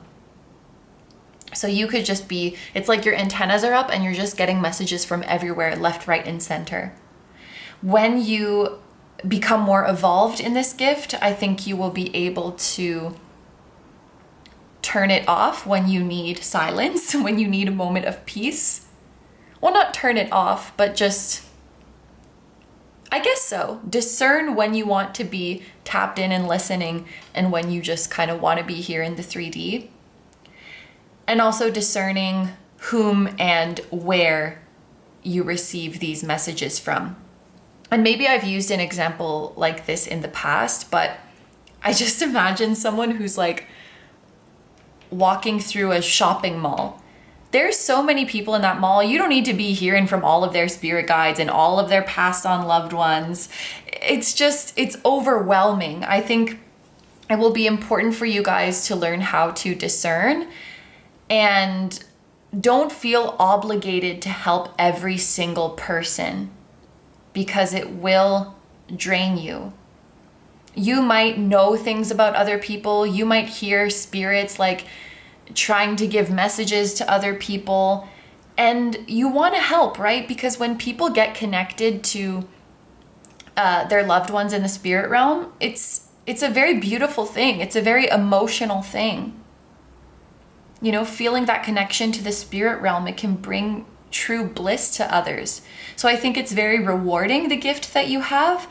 But if you communicated every single message you receive, or helped like every single person that comes to you, or every single spirit that comes to you, it will drain your energy. And I feel like something you also might struggle with while developing these gifts is like a feeling of guilt. You know, I remember in my earlier days when I was doing personal readings, like I would feel guilty that I couldn't give every single person a reading. And it's like not only you don't have to, but you physically can't help every single person. There might be a period where you're developing your gifts that a lot of, you know, people are asking you to use them. And while I do think it gives you a lot of fulfillment to help others, it's really important to protect your energy and to be discerning about who you're helping and who you're connecting to. But yeah, that is definitely your gift, like telepathy, mediumship, claircognizance, just knowing things about people without them telling you. And yeah, clairaudience as well. Like you can hear the voice of someone's higher self. You can hear the voice of a spirit guide. You hear the messages that come to you. You could have a knack for music as well, because you have a very good ear. It's like you know what sounds good. You could be a musician, or you could just have a really good taste in music. Maybe you're like a music reviewer or a DJ or a radio station personality or something like that. A music blogger. You're good with sounds. You could make amazing ASMR probably, or healing sound baths or things of that nature. You could also be very sensitive to sound. Like there could be noises in the ambience that really bother you, but other people don't notice it. Like a clock ticking or some white noise. You could have, I think it's called misophonia. I don't know how to pronounce that, misophonia. When like certain sounds just really like, really upset you and other people might not understand it. You have a gift related to audio, related to sound. So you could be particularly sensitive to sounds. You might experience your ears ringing quite a bit.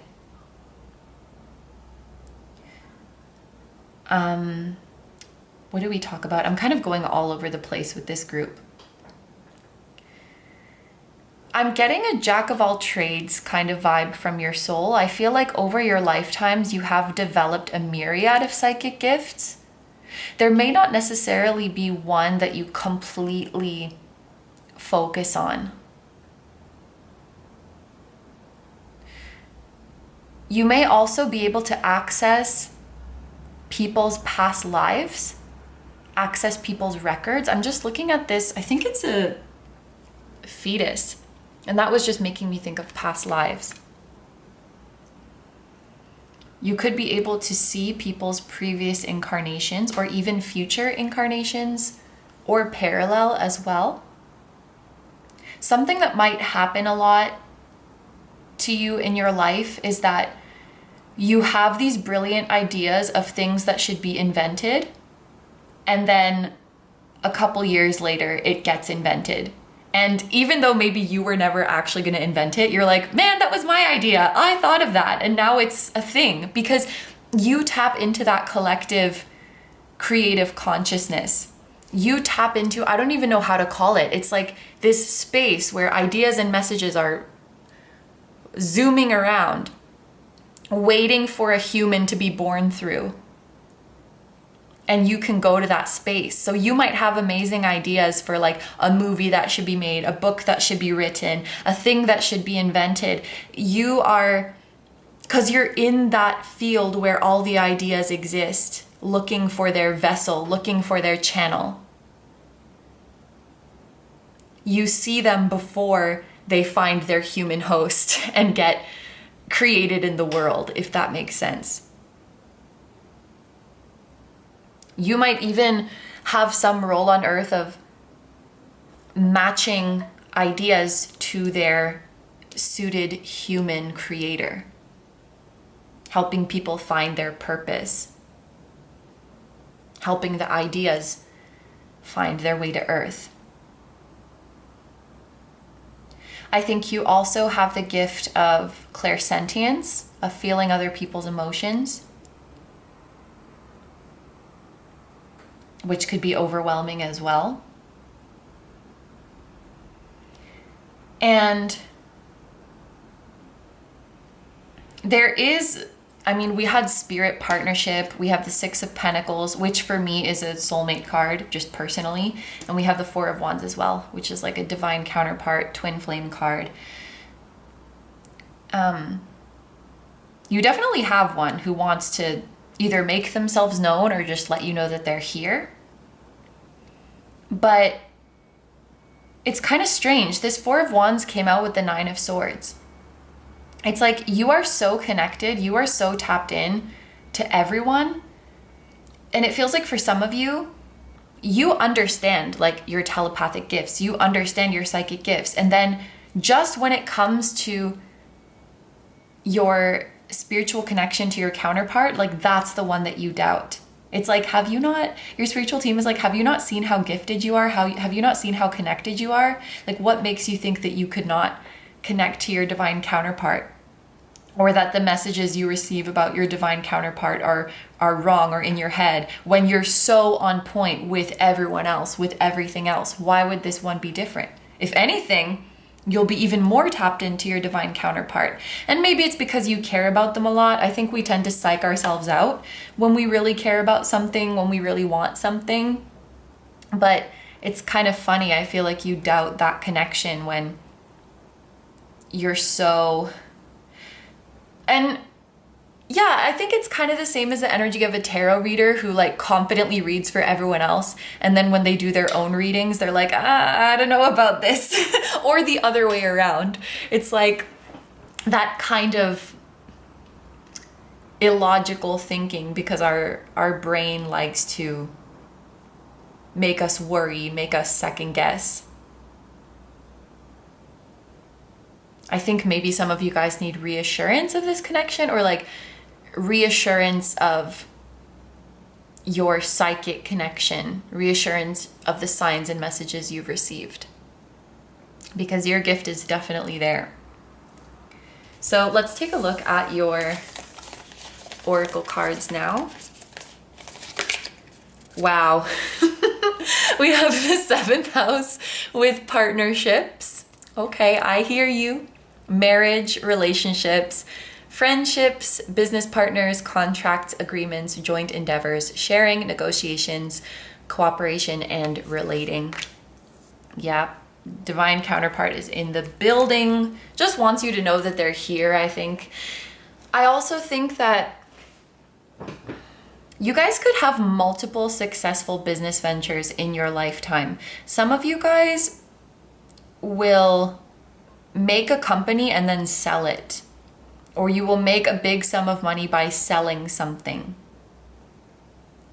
You could also have a beneficial contract or a beneficial partnership that leads to a lot of passive income for you. I'm hearing royalties as well. You could make a lot of money through royalties, through a patent. It's like you do the work once, and then every time someone accesses or uses your work, you get money. Yeah, royalties, passive income. Interesting.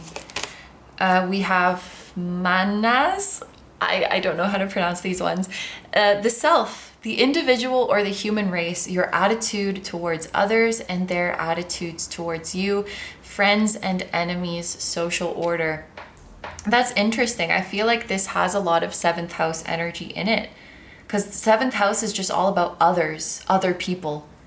Your attitude towards others, their attitude towards you, friends and enemies, social order. Something that might be kind of difficult at the start when you're learning to use these gifts is it can kind of be hard to remember where you end and someone else begins, or where someone else ends and you begin. You know, discerning if you're picking up on emotions, discerning which ones are mine and which ones are someone else, which thoughts are mine and which ones am I channeling. I think as you evolve these gifts more, it will become easier for you to discern, because like your own emotions have a specific, signature to them. Your own thoughts have a specific signature to them. It will become easier for you to discern. Your spiritual team might show you things at the same time to let you know who it's coming from.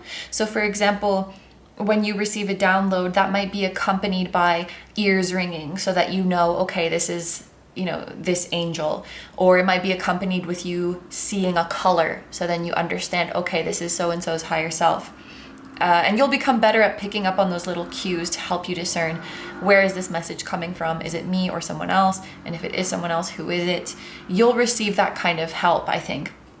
But yeah, discerning that at first could be kind of tricky. And also, you know, with this message about 7th house, yourself and others, I think just boundaries. Boundaries might be difficult for you guys in your relationships, and especially as you develop these gifts, because your gifts are really amazing. And I'm not judging people who like, you know, flock to you, because when you come across someone who has this amazing gift, like it's really cool. You want to experience it. You want to be a part of it. But I think there's just, people need to remember you're not like a message machine. You're not a reading machine. And your gifts at the end of the day are yours. And you are still a human who has finite energy in a day and who has finite mental capacity to deal with things. And you have your own stuff to deal with. And I think you might struggle at the beginning of developing your gifts with like overextending yourself to help everybody. And you can leave that to other, I'm hearing like other powers that be, which is kind of weird, but like there are other spirits, there are other guides who can help everyone. Like we'll get to everyone, don't worry. Yeah, struggling with boundaries may be difficult. I get an ambitious feeling from you guys, and you're good at multitasking, and I do think you'll be successful in multiple endeavors in your life. So you might struggle earlier in your life as well with like saying yes to too many things and then being like, oh crap, now I have to complete all this work. I said yes to this thing when I was excited, but now I'm overwhelmed. There's just a feeling like, be careful of not taking on too much. We have Amber and Dawn Redwood, Rewild, Druid, Tree Keeper, Perception versus Reality. If I'm not mistaken, a Druid can be someone who can see the future, which maybe we spoke about that already, but you could have a gift of seeing the future of yourself or of others. Rewild, it's like getting back to your roots, getting back to nature. You guys might really thrive in a more, oh my gosh, I just noticed you're the wild horse too. So yeah, you might thrive in a more natural environment. But I can also see you thriving in a fast-paced and busy environment. I'll think about that one. We have Creative Recognition. Oh, this one has come up quite a bit in this deck. Acclaim, the pat on the shoulder, and the shiny things are significant, but they don't affect the truth of your work. You are not defined by these. You create because you are a creative. And then we have Limitless. See yourself open to receive in the most miraculous ways. The divine can use anything and anyone. Wow, and that just really confirms to me that you're connected to everyone and everything. And I think that this is a group that even you guys have you have diverse earthly talents. The Seven of Cups could be talking about that as well. You guys might have many things that you are interested in and many things that you are good at. And you might struggle to know like which one of these should I pursue seriously? Which one of these is my life purpose? And often with the Seven of Cups, I feel like the answer can be found through delving deep into each option, doing research on each option, and you'll be able to find what is right for you through a process of elimination. With the Seven of Cups, there may be some options that you're considering because on the surface, they seem really shiny and cool and awesome. But if you looked more into the details of what life is like doing that thing, you might realize that it's not really for you. I think a good example of this is like famous people. Some people would look at celebrities and be like, oh my gosh, being a celebrity looks freaking awesome. Like you have money and you get free stuff and everyone loves you. But then if they saw the behind the scenes, they might realize how stressful it is and how much scrutiny you're under, and dealing with criticism and dealing with hate and dealing with impossible standards. It can be really mentally taxing. Touring can be very exhausting, and being like away from your family. Like there's a lot of, you have to see past the glitz and glam. And I'm not saying like you necessarily want to be famous. I think you can do this with any job, right? Like, wow, that job looks awesome. It looks so fulfilling.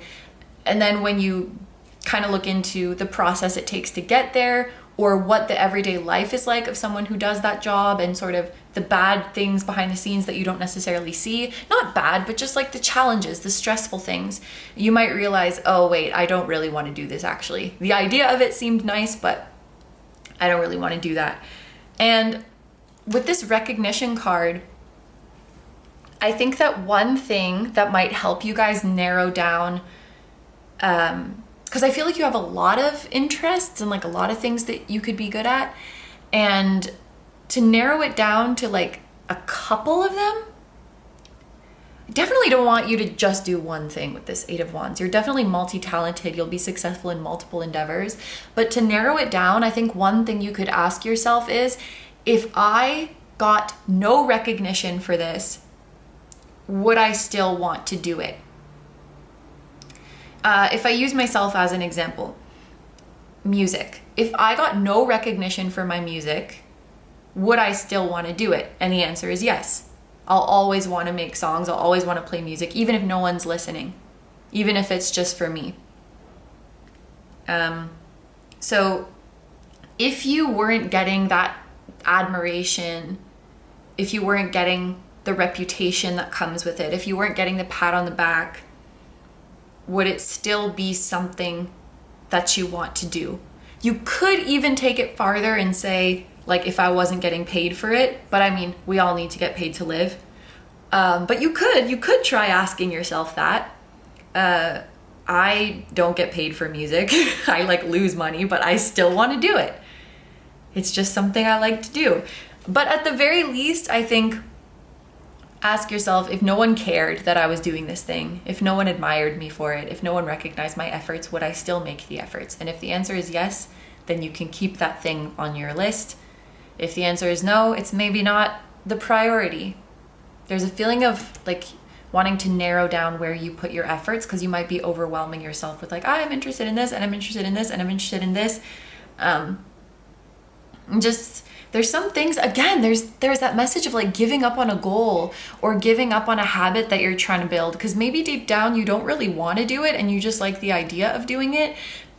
I'm always telling myself, I want to study this language and that language and that language. And then I feel like pressure, like, oh my gosh, I'm not doing it. And there's so many languages I want to learn. But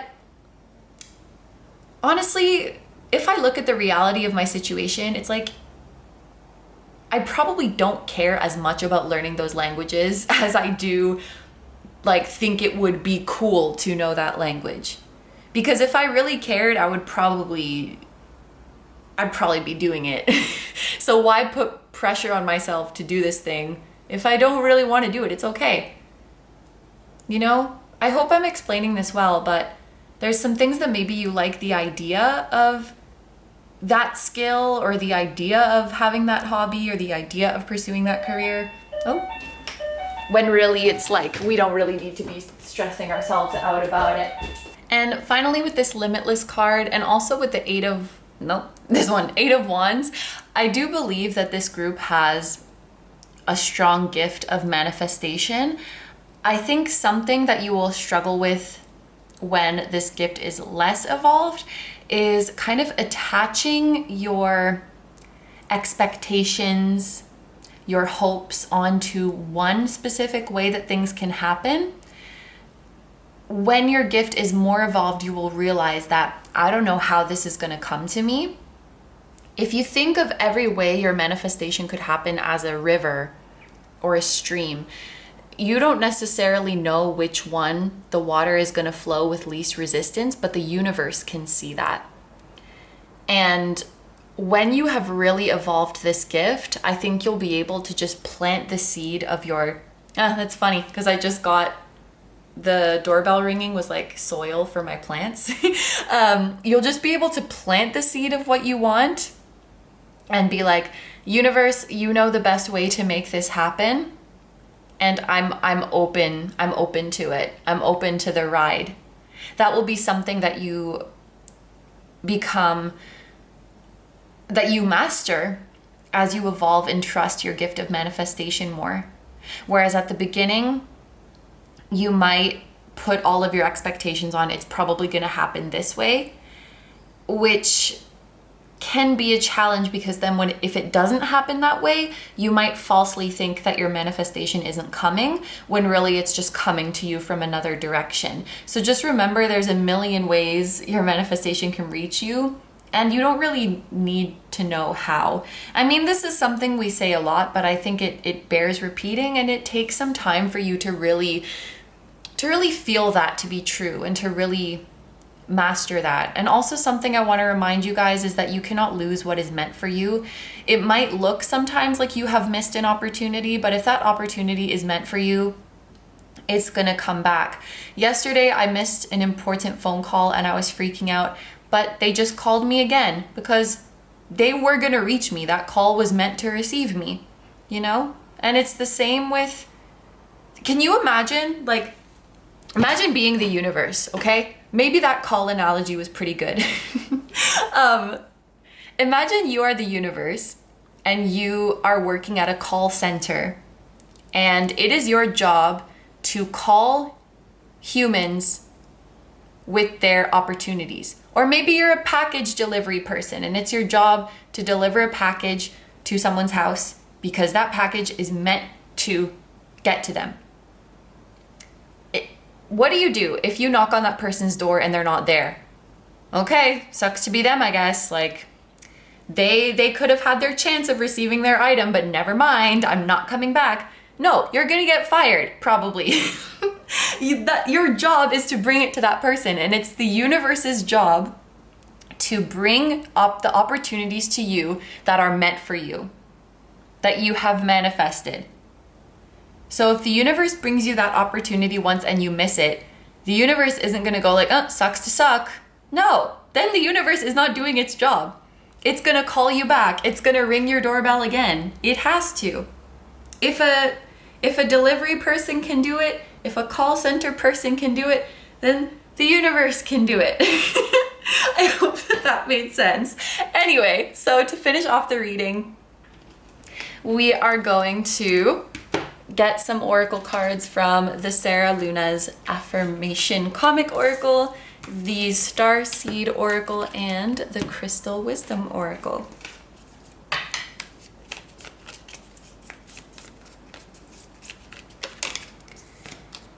Aw, you are courageous. You are bold enough to be yourself. You decide your goals, how to spend your time, and what to invest your energy in. If you can imagine it and visualize it, you can manifest it. Developing healthier boundaries will also help a lot with your manifestation. When you choose how you spend your time and energy, that will help you manifest what you desire. We also have group number 2 got this as well. You do things you enjoy. You find small ways to improve the moment. You give yourself permission to take that time for yourself. Prioritize those mindful ways to recharge and don't rush through them. Give your brain a break through playfulness. What makes you smile? It's not pointless or a waste of time if it makes you smile.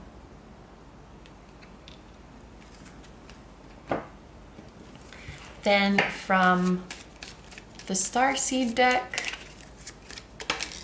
we have Transcendence.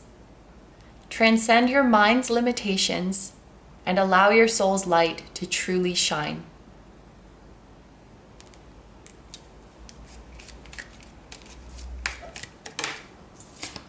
And we have Patience.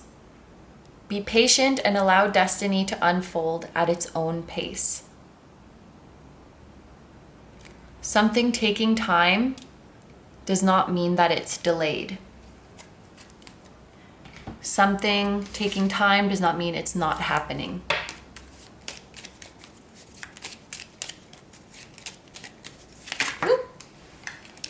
And what might feel like a long time to us humans on the grand scheme of things is not that long.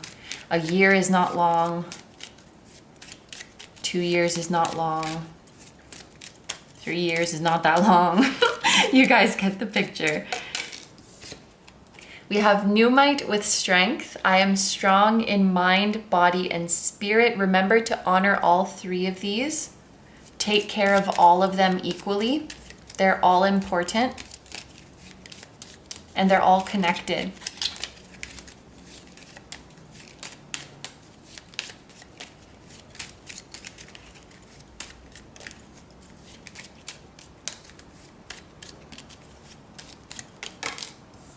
And then we have Sunstone with empowerment. I am empowered in all areas of my life. That's really nice to come out together. We have strength and empowerment. You're strong in mind, body, and spirit. You are empowered in all areas of your life.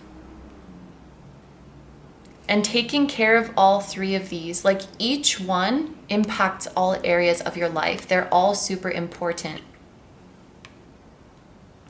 When you're earlier on in your journey, you might really lean into the spirit and the spiritual side of things, but it's just as important to be in your physical body, and it's just as important to take care of your mind. They are all connected, and they will affect all areas of your life. Okay, my group number 3s, these are all the messages I have for you. So I'm gonna end your reading here. Thank you very much for letting me do this reading for you. And thank you so much to Luna for collabing with me. I love you, Luna. And I'm gonna have her video linked down below. If you guys wanna see how your gifts will impact other people and how they will help you to live your best life, then you can see that in her reading. And I added something to my outro and that always throws me off. Thank you, Luna. Thank you so much for collabing. I will see you again next year. And I hope you guys have a wonderful day or night whenever you are watching this. Please take good care of yourself, stay healthy. Don't forget to like, comment, and subscribe if you feel like doing that. If you enjoy my content and you'd like to find me elsewhere, I'm gonna have linked down below my personal Instagram, my tarot reading Instagram, my Patreon, where you can see exclusive timeless readings just like these, except for you get to choose the topic. My music channel, which includes the intro song of this video that is an original song. I'll also have my latest release linked. And finally, my vlog channel and my merch, which features the floating temple that was at the start of this video. So all that stuff I just mentioned is going to be linked down below for you. Thank you so much for supporting me and for supporting my channel. It means so much to me. And just thank you for being here, group number 3s. I am sending so much love to you, to your beautiful counterpart, and to your higher self, your spirit guides, your whole spiritual team, and all of your loved ones, both here on earth and in the other realms. And I will see you guys in the next one. Bye bye.